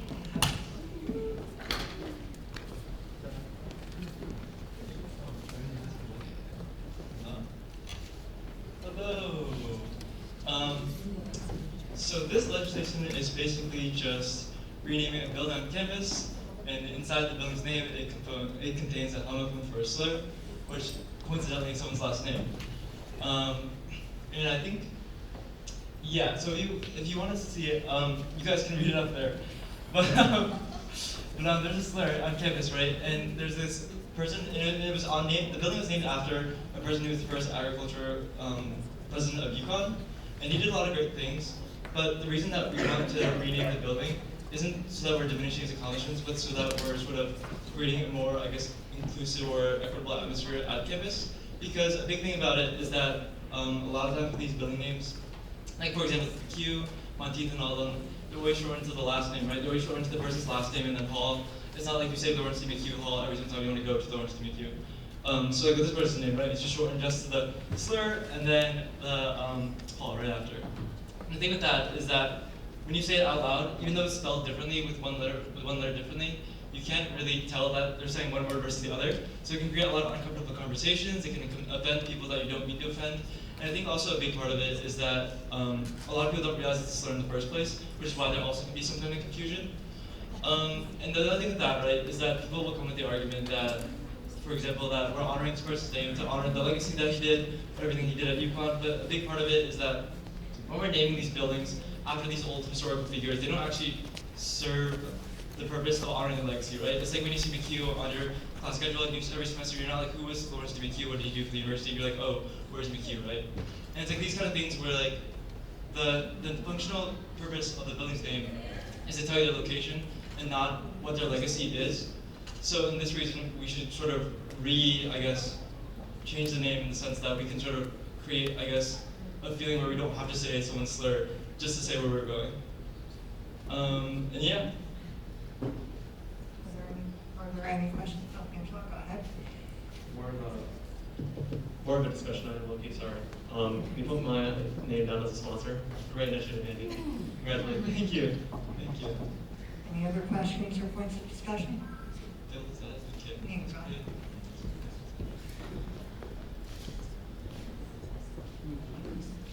Nina for the minutes. Hello.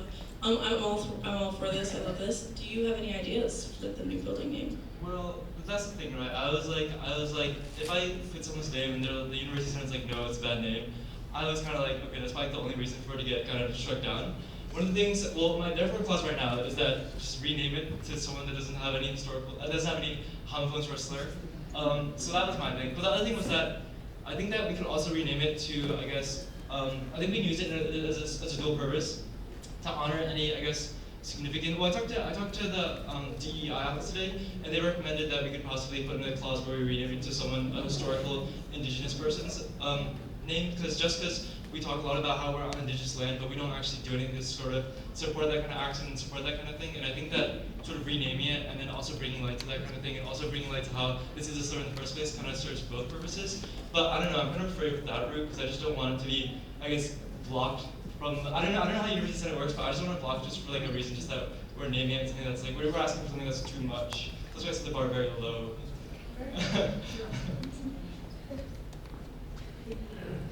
Any other points of discussion or questions? Okay, we will move into another hand vote. All those in favor?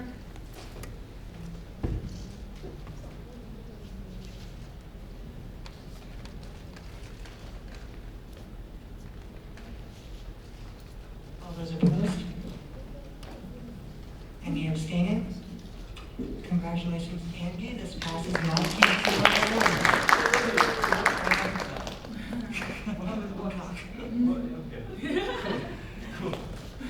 All right, our next voting item is a motion to approve USG and Shaw Plan B MOU.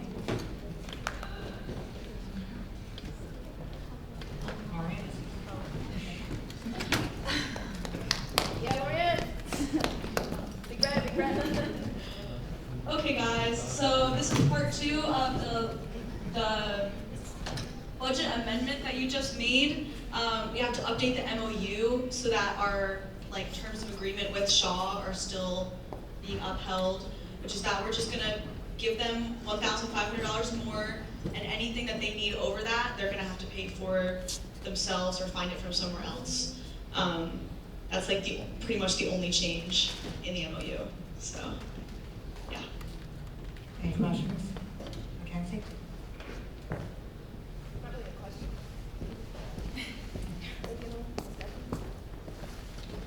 I just wanted to say, because I know money's a big topic for the Senate today, that this isn't the first price that Shaw asked for. So we already we're in conversation with them. We already discussed bringing it down and everything. So a lot of work has been put in to get this number, which is a lot less than what they originally asked us for.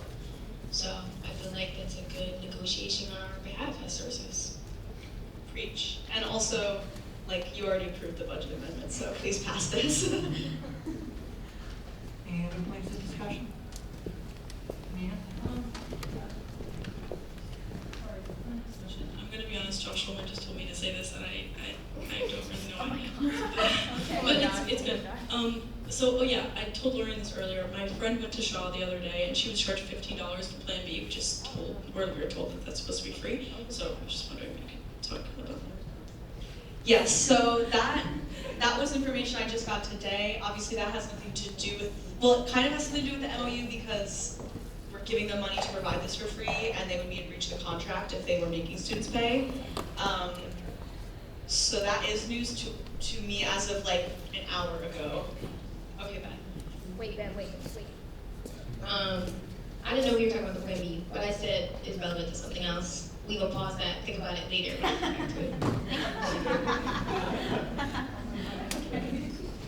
I mean, I will say that while Mackenzie may not have been talking about Plan B, she was right. We got asked for $2,000 and we said we can give you $1,500. But what I will say is that conduct will be in breach of the MOU once the MOU is signed. These documents are always forward-looking. We did not have an agreement with Shaw until now about what happens when the USG money runs out. One of the benefits to putting this in place at a cost of $1,500 additional to us is that any Plan B requested through June 30th will be free to the student, whether it is paid for by USG or by Shaw. And we're gonna look into find out what exactly is happening, and we won't give them the money again if they're charging people. That's the bottom line. Sorry, this is probably not a question for you, super fast. Is she gonna get her money back? If she wasn't supposed to be charged for it, you're saying it was supposed to be free. Well, I have no clue if she'll get her money back or not. Genuinely, we have not talked. I just found out about this an hour. Well, I guess it's been almost 3 hours now. We've been here for a while. But as we will follow up with them tomorrow. We will find out what happened. She probably won't get her money back if I'm being honest with you. But we'll look into it, see what we can do. Any other points of discussion? Okay. We will move into a hand vote. All those in favor?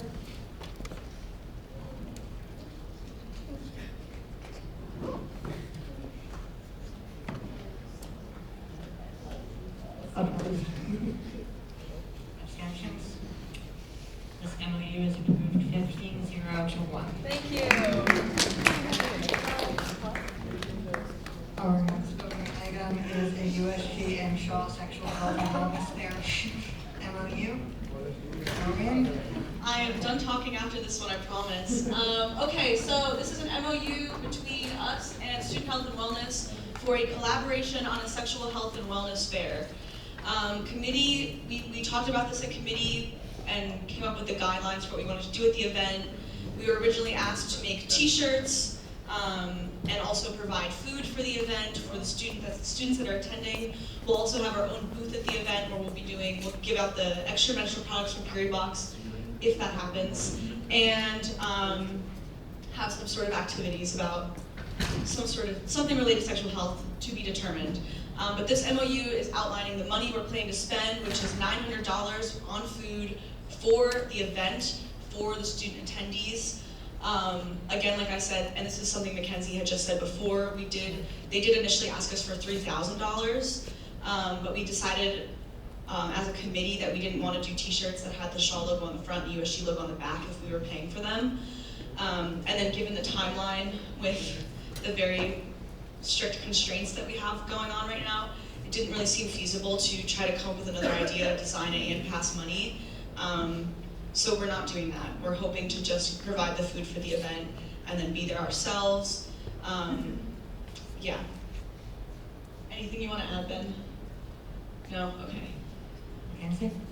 Just to restate what I asked Stephen Abby before, this is what I was talking about.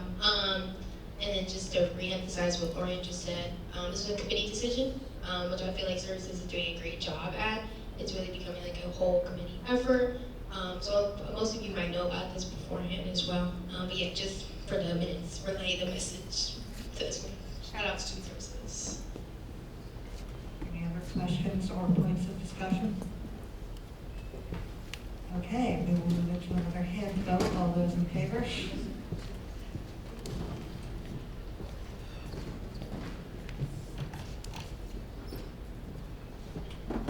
Opposed? Abstentions? This MOU is approved 15-0 to 1. Thanks, guys. Thank you. Our next voting item is a motion to approve a USG and UCOM financial literacy MOU. Jess, go ahead. Hello everyone, my name is Jess. I'm the Student Development Director, if you have not met me. So this MOU is for a Financial Literacy Week series of events that we're planning on hosting the first week of April. It'll be April 1st through 3rd. This is something that happened in years past, not through USG. So last year it was hosted by a group of students through grant funding, and they did really well. They had a few hundred students come by to these tablings and these event series speaker things, and even though that was March Madness week, we're in the national championships, so we still got a lot of students, so that was awesome. We planned it around that this time, so I don't think the national championships are that week this year. Basically, the MOU is just asking for the money, so the event series is 3 tabling events and 2 sit-down events. So the 2 sit-down events are completely free. The first one is a speaker from the financial aid office to talk about money and how you can handle it and why it matters to you. And then the second event is like a check-in workshop with the financial literacy group club on campus. So the funding we're asking for is no more than $2,500 for some branded merch items for the tabling. So the way it's going to work is we're not just giving away the free stuff to anyone. It's going to be, you see the table, you're like, oh my god, free stuff. You are like, how do I get the free stuff? They say, you answer either this trivia question about financial literacy, or you do this financial literacy game on the spot, that kind of thing, and then you spin the wheel for one of the merge items if you do that activity to learn more about how to be financially literate. Yeah, that's the word. So the 4 items we are planning on purchasing from JMA is t-shirts, socks, stickers, and tote bags. We decided on those 4 after speaking with Erin, the operations director, and JMA on what would be feasible in this short amount of time to get things. We did bring up the idea of mugs in committee. Unfortunately, that will not be happening. I apologize, Ben. Only just because of the timeline and the price and the costs. So everything else with the event is already figured out. We already have spaces in the union. We have all those requests done. It's just more so getting the merch. Any questions? Any points of discussion? Okay, we will move into another hand vote. All those in favor?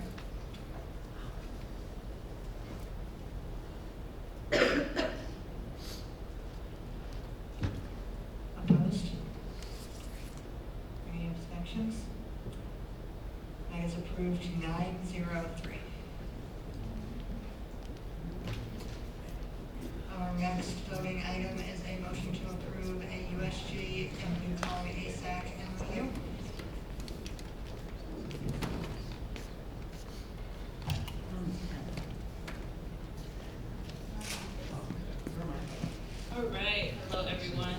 Thank you for bearing with us. I know it's 8:35, and I have you guys for the remainder of the agenda.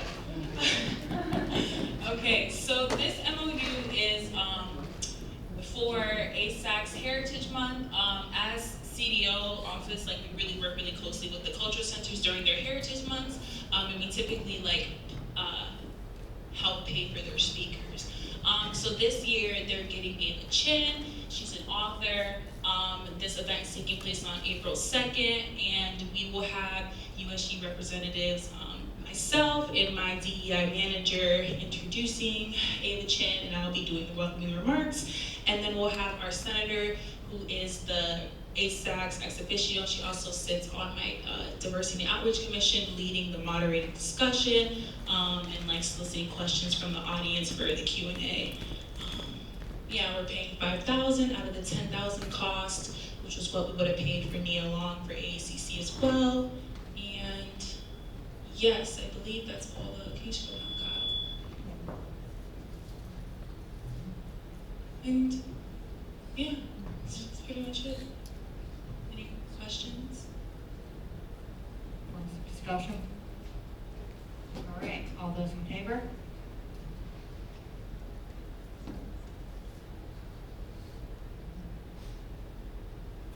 Opposed? Abstentions? That is approved 12-0 to 2. All right, thank you all. Next up, we have a USG and Women's Center MOU. Those are two separate ones. Are we putting them together? Oh, you skipped it. No, I skipped one, excuse me. Next up, we have UConn and AACC Closing Ceremony MOU. So, this closing ceremony, like I said, we typically work with the cultural centers during their Heritage Months. This year, the AACC got a speaker, Nia Long, to come due to some timeline restraints as well as personal conflicts. We weren't able to get that PR approved for Nia Long, so the AACC has been operating in a $5,000 deficit because we weren't able to contribute to Nia Long as they were expected. So this is their closing ceremony, and they asked that USG cater the food, pay for the DJ, the photo booths, and the award at the event. I'll be speaking on behalf of USG at the event. AACC will create the promotional materials. It's of course open to all students, as all of their events are. And yeah. Josh.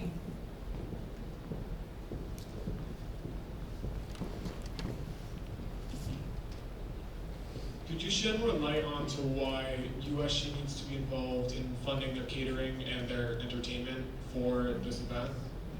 So, like I mentioned before, had a verbal agreement that we'll pay $5,000 for the $57,000 for Nia Long.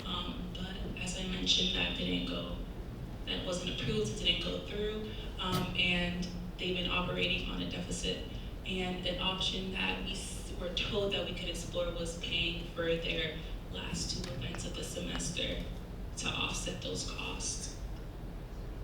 Why is it incumbent on USG to cover the cost of a cultural center event where all that we're contributing is entertainment and food? That's not all we're contributing. I will be contributing there as well. Any other questions?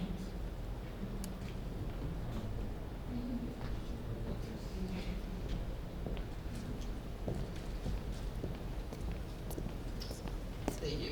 Nick, for the minutes, I just want to say I support this. I just want to clarify. Is it up to 4,000 we are paying, or 3,500? Is there 2 different numbers listed? Can you scroll down? Are those different costs? At 8,000, just in case for any. So it's a $500 buffer. Yeah, a buffer essentially. Thank you. Maureen and then Angela.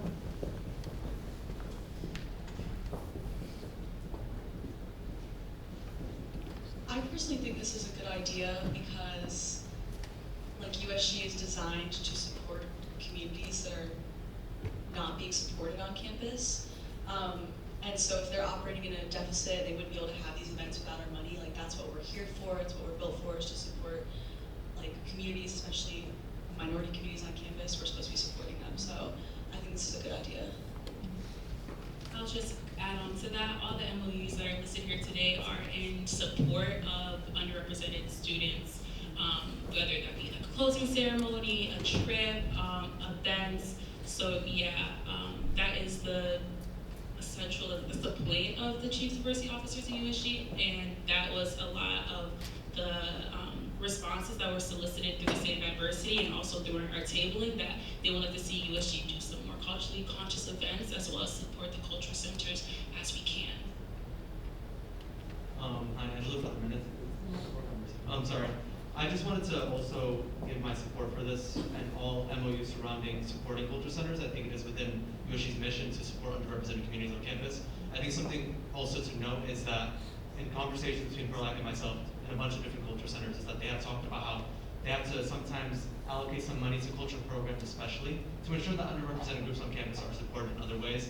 So that means that culture centers don't have as much access to funds that USG does, and USG can allocate money to support underrepresented communities on campus. USG's mission is to support students in general, and this is a great way to do it through different MOUs to make sure that culture centers can put on events to support underrepresented communities. Thank you, Tim. I really appreciate it. Of course. Hello, Gina Lexi for the minutes. I also want to clarify that if we already were supposed to give them $5,000, it was denied or approved, and if I'm correct, we had told them that we'll fund their 2 last events. I really don't see an issue on why we cannot. The culture centers and USG is something that definitely needs improvement on, especially the relationship that we have with the cultural centers. I feel like if we keep denying these requests, we're just going to end up in a different place that we don't want to be in. So just keep that in mind. Yeah, maintaining and sustaining a relationship with the cultural centers was my priority coming into office, and they have told me on multiple occasions that they really appreciate USG's involvement in future and current conversations. I just want to expand on what I've said before. Is there anything more that we can do beyond just what's already here to support them? What would you propose that we do? Could you shed more light on what how the event's going to look, and we can see if there's a way to support them more than just here's food that USG's catering, and here's a speaker, to give them more support? Yeah, so I was planning on speaking at the event to help recruit into USG and letting students know, one, about the resources that we provide, because as we mentioned, and that most of us know, a lot of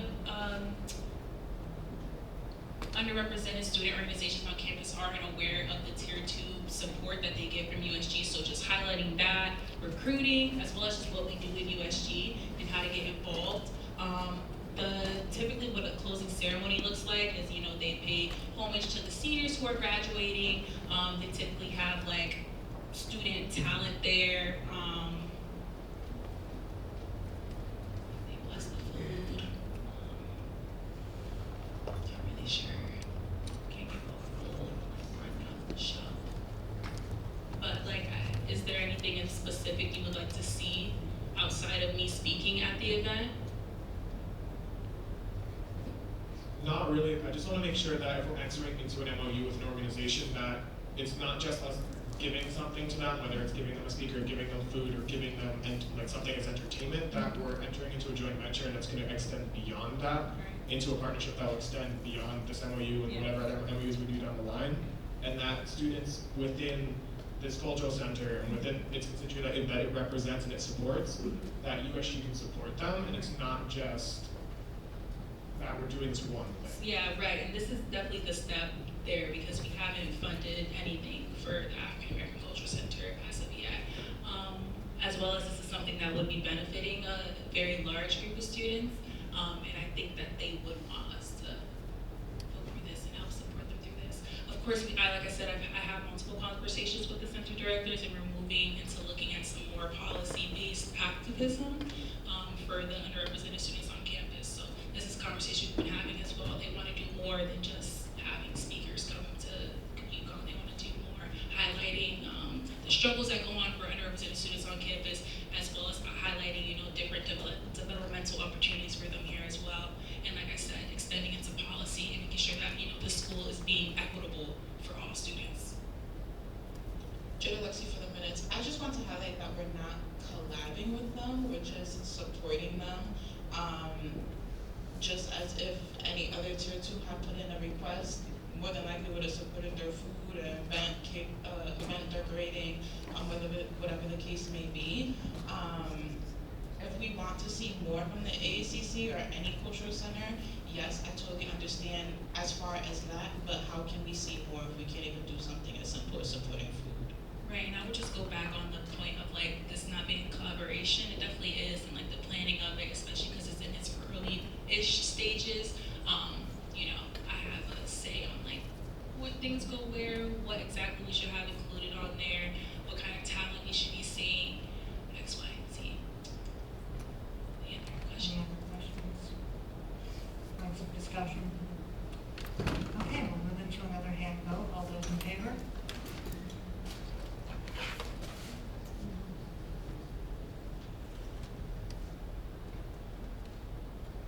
Opposed?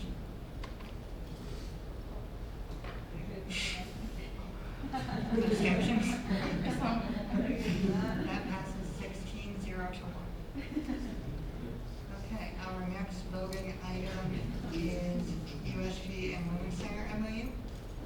Okay, so this is the Women's Center MOU. Unfortunately, I wasn't able to grab them in time to help them fund their speaker. They do have Miss Valerie Carr herself coming, so if you guys are available for that event, it's actually today. So but they do have film screenings for influential women. They have Miss Shirley Chisholm, who was the first Black woman to run for president. That's screening on that, as well as, if I'm not mistaken, Maya Angelou on March 20th and the 27th. So we're basically approving in this MOU just some big wide snacks for their movie night. We're not going to spend more than $200. So a pizza and some snacks. That was the way I felt that we could best support them under our timelines. Although, you know, it is only $200 and that speaker is a little hefty. This was the best I could do. And I figure, you know, some support is better than no support. Questions? Quick clarifier, this is multiple events, right? It's not 2 events, yes, yeah. All right. On the 20th and 27th. Other questions? Any further discussion? Okay, time for another hand vote. All those in favor?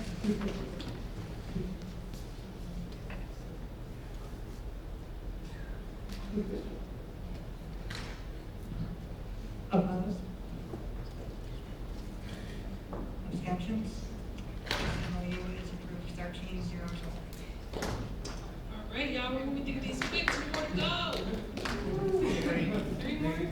Next up is USG and VSOL. Okay, so VSOL is a learning community here at UConn that I hold dear and close to my heart. They're planning a New York City trip with the La Comunidad learning community as well as nursing house community. So it's 3 learning communities total. Learning communities are a very, UConn loves to talk about learning communities, but learning communities are a very vital experience for a lot of first years. It provides them with not only a community, but access to resources, access to having faculty and administration come to their classes and let them know about the opportunities early on, and these really benefit first-gen students. So they're going to Harlem for a trip to the Metropolitan Museum on April 20th, and they asked if we could help them secure DACO transportation for the event, as the bus vote was pretty hefty, and FIE programs only get so much money.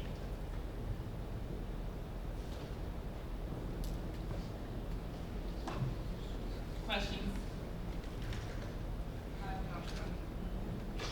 This is just VSOL going on this trip, right? No. This is VSOL, Nursing House, and La Comunidad Intellectual. So it's 3 learning communities. I don't know if we would direct this out if it's at you or Ben, but shouldn't they also be parties to this? If it's a MOU, if they're getting benefit from it too? Probably, is that a yes or a no? I mean, this was a trip that VSOL kind of organized and like brought into fruition and then invited the learning communities onto. So. I mean, I guess I will say, how comfortable is the Senate approving a trip for 3 different parties with an agreement with only one of them. It's ultimately the Senate's decision whether we approve things. How comfortable are we with this? And I guess also a question for Tay of like, how easy is it to get signatures from nursing in La Comunidad? By Friday. I can't answer that. I mean, La Comunidad might be a little easier. The nursing director, she's like kind of responsive, but this is 3 other pretty busy faculty directors, so I'm not sure if I'd be able to obtain the signatures needed to officialize this MOU in time. If that's the Senate's wishes, I'll do my best and I will hunt these things down and get them decided. But yes. Just for the minutes, maybe a clarifying question might help the Senate decide on this. So in terms of like funds going into the event, so it says here BSOL is paying for refreshments, lunch, and registration. USG would be paying for transportation.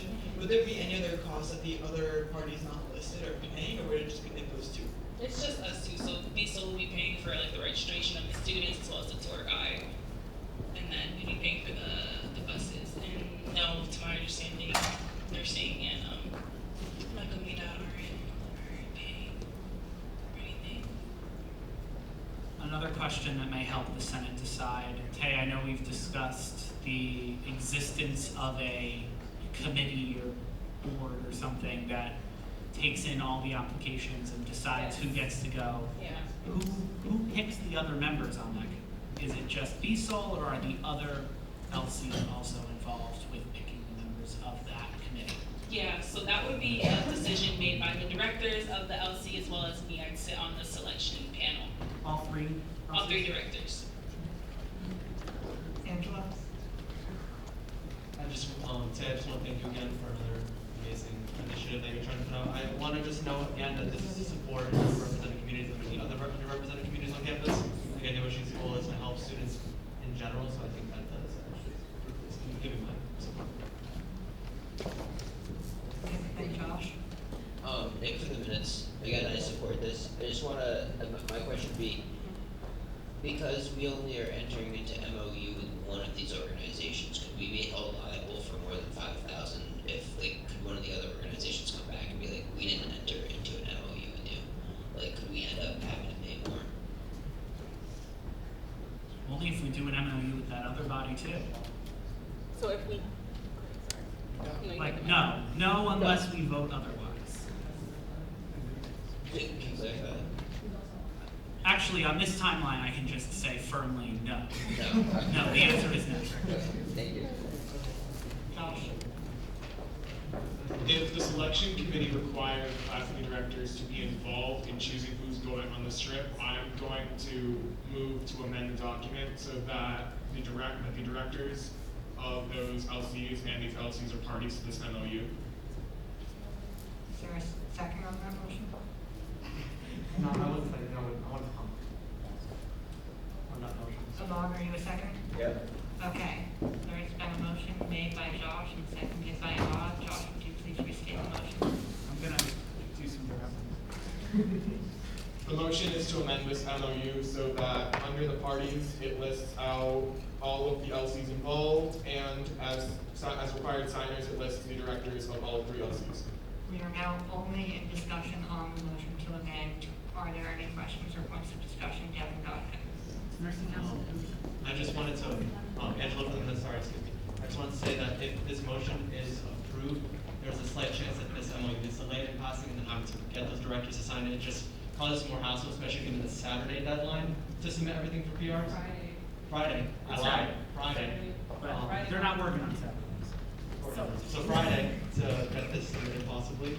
So by requiring other directors to sign the MOU, I understand the possible, like, just being uncomfortable with not having certain signers on this, but that could delay it. So I just wanted to point that out.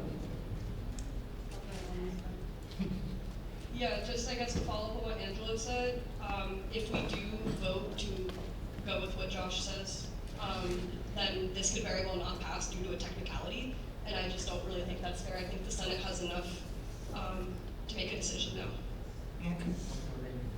Yeah. Yeah, Nick, for the minutes, I just want to speak against this amendment. I think comptrollers made clear that we wouldn't be held liable for more than 5,000, and I think the only thing that this amendment could do is make it possible for the event to not happen, which I don't think is what we want. Yeah, I won't speak either way on this amendment, but I will just note, hearkening back to my report, some of these events are not happening, regardless of, even if the Senate votes to approve all of them, some of these events are not happening. So, I just want to clarify that, we're saying it could make it possible for this event not to happen. It's already possible. So I just want to make that clear. Juliana? I have one question. For Ben, why? So as I mentioned during my report, trustee student organization support, which are USG's advisors and also the people who make purchases, have informed me that they do not have the staff capacity on this accelerated timeline to process all of the purchases that we are proposing here tonight, as well as all of the purchases that we voted on last time many of them are still waiting on documentation and have not been submitted. There are 9 MOUs here. There are 2 or 3 more that are still pending submission due to missing documentation. There is just not enough staff time left in this semester to make all of those purchases. And so some of these events will not happen. If the Senate, wants to decide for itself which events should and which should not, that is its prerogative. Otherwise, it will be up to a university administrator, Krista O'Brien, USG's advisor, which events we do and which we don't. Any other questions or points of discussion on the motion to amend? Okay, we are now voting on the motion to amend alone, not the MOU itself. All those in favor of the motion to amend, please raise your hands. All those opposed?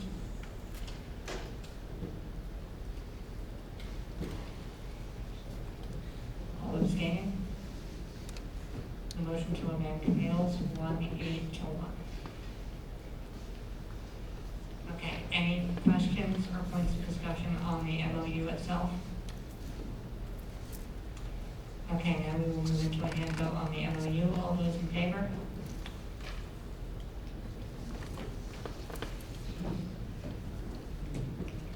Opposed? Abstentions?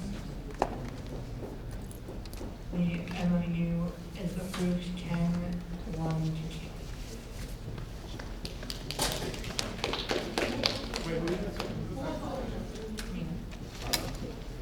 The next voting item is a motion to approve USG and ACC pageant MOU. Okay.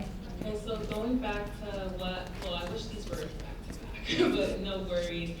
So this is the second end of year event that they have. Last year we funded the MCs, the lodging, not DJ. I think it was just the MCs last year. MCs and the lodging. Okay, so MC and MC, just everything else that pertains to the MC. So yes, the ACC will secure the EO Smith and all the insurance and fees that are associated with the school. And yeah, same things as last time as to why we're funding this event. Any questions? Yeah. It's not on a specific MOU.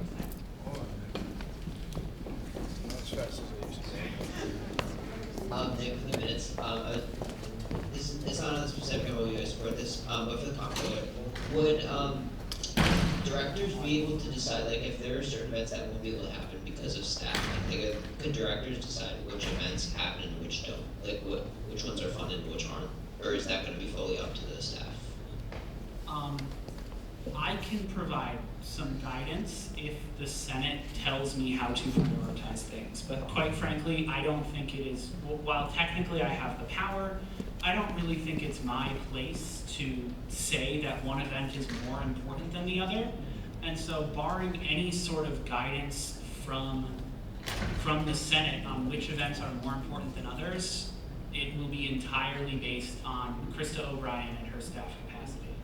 What I will say is that the this event, the other AACC event, the ASAC event, and the Puerto Rican Student Association event, those four are the largest, are going to be the largest staff undertakings.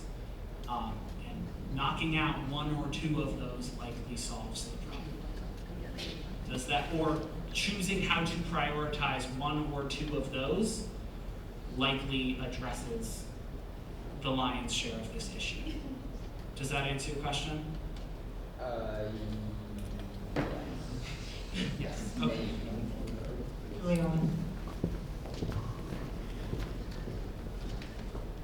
Follow-up for that. Is it possible for us as the Senate today to vote on which ones to prioritize, or is that not a thing? If the Senate votes to prioritize things in a certain manner, I will do my best to get it done. Again, ultimately, Krista decides whether things happen or not when it comes to staff capacity, but we talk regularly, and again, if the Senate directs me to act a certain way and to try and achieve a certain outcome, I will do my best to make sure that outcome is achieved. Yeah, this is again for Ben, just to clarify something we talked about earlier, I'm sorry. So we are at the end of a very long line of other people that are trying to get funding through TSOS. And so even if we were to put these in some sort of order that we would prefer, there's still a chance that none of them go through, and that we, just like every MOU that we pass tonight, might not happen. And that's just like a potential, right? Absolutely. I mean, every MOU I think is a lot. I am very confident that the Women's Center Big Y purchase is getting bought, and the Sexual Health Fair Big Y purchase is getting bought. Like those are, it's possible, especially if it comes out later that someone doesn't have all the documentation that we need to submit this by Saturday, but assuming that all that documentation exists, I am extremely confident in the Big Y purchases. I am fairly confident in the other supplies purchases. I am a lot less confident in the contractual services like the speakers and the DJs and the MCs and stuff like that. Sorry, did you have? I was just going to say, and part of the reason for that is that there are other trustee organizations that we share the staff with. WHUS, for example, is holding 2 major concerts at the end of the year that require a lot of services. The Daily Campus and UCTV are traveling to all the Final Four games, and they put in all those requests weeks ago. So we are at the end of the line, and under their first come, first serve system, we are, there is a chance that none of those 4 that I just said happened. Now I think if we picked 1 or 2 and we said we really, really want to push hard on this one or these 2, we'd have a better chance than if we just threw all 4 in and said, figure it out. But seeing as some of them are going to be a lot easier to pass, those are probably going to end up taking priority anyways, right? Unless the Senate decides otherwise, right? Yeah, Once again, the 4 are the decided 2 AACC, the ASAP, and the Puerto Rican. I'm sorry, right now we are in discussion only on the AACC pageant MOU. Does anyone have any questions or points of discussion on this MOU specifically? Jada? No. Okay, if there are no questions or points of discussion on this MOU specifically, I'd like to vote on this MOU and the next MOU, and then the Senate may discuss if there is any prioritization that they'd like to have. Okay, all those in favor of approving this MOU, please raise your hands.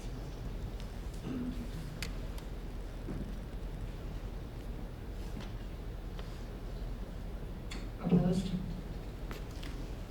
Abstentions? This MOU is approved 13-0 to 1.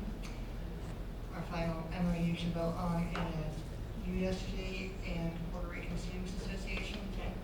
So this was a project, sort of kind of long in the making, Noche Boricua. So this is an event that is held on April 24th. Basically, well, at first it was a clear-cut collaboration, but as Tier 2 funding has dried up, shriveled up, no longer exists, we have to take all the full cost, which was never an issue, and was actually a recommendation from the comptroller's office.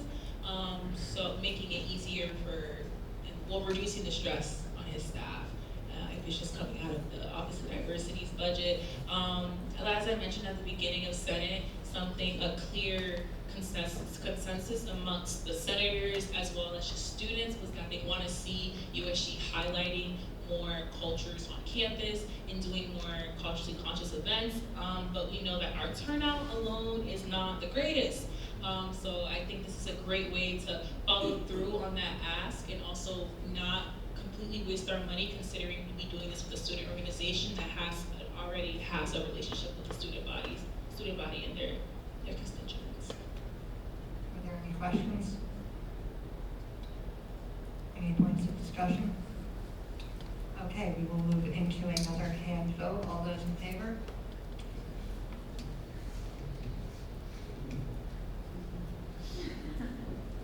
Opposed? Abstentions? Okay, this MOU is approved 14-0-1. Alright. Yeah, we are now going to move into discussion, and I am going to add a discussion item of prioritizing specific MOUs over others. Okay, Benjamin, this question's for you. How many of these realistically do we need to cut?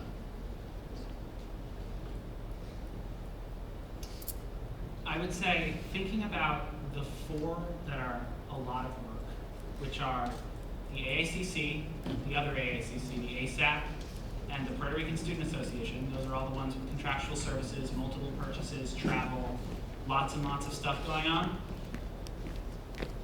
I would say it's likely that we can do 2, and less likely that we can then pull off a 3rd. I don't see all 4 of them. I could be wrong. I would love to be wrong. I don't know. Krista has said that she will answer that question after things are fully submitted to her, which is a lot of work for our staff. It's a lot of work for everyone. I think moving forward, whoever's the next leadership team, we definitely have to have some plan in place where this isn't a problem, because then it causes additional stress on you, your staff, on Senate, and then it creates a lack of kind of unity within other orgs. So. Yeah, I agree. I mean, one thing that we talk about every year, and then we have limited success on, is planning a lot of these huge events over the summer. The elected leadership is in, the directors are in, having those conversations and having those plans made over the summer. Tay and I had a conversation today about how we can change some of our rules around and change the way we work with MOUs to try and make some of these conversations possible to have in December or January, rather than in mid-March just before spring break. I motion that we as the Senate direct Ben on which MOUs to prioritize. How? Prioritize what? Like, just, you want to talk about it, or do you have a priority list in mind? Oh, sorry. Yes, I will ask that motion be tabled and the Senate discuss which events that they would like to prioritize, and then a motion be made based on that. The floor is now Devin. I don't know if the Senate would be interested in hearing what Tay's priority could be on these MOUs as she wrote them and understands what is feasible and what not. So, and probably understands better in terms of the cultural centers on what they would want, and we're here to support them. So I don't know if the Senate would be interested in hearing maybe what Tay thinks in terms of prioritizing her MOUs. If we choose to break up, I will be glad to express my opinions on which one should be prioritized or not. Thank you, guys. I was gonna present a motion to just, I would motion to give the CEO authority to prioritize the MOUs as they see fit, going forward, because then that saves us a lot of discussion. I think, the CEO knows best if this is what we're putting forward. We've already expressed that we support all of them. I think would be the easiest solution. Okay, there is a motion to authorize the Chief Diversity Officer to prioritize the MOUs from her office that has been made by Nick and seconded by Jada. Are there any questions on that motion? Is that the exact text of the motion? I'm allowed to paraphrase it. We know what is meant. I think what the speaker said is perfect. Thank you, Senator Walton. Any questions? Any points of discussion? All those in favor?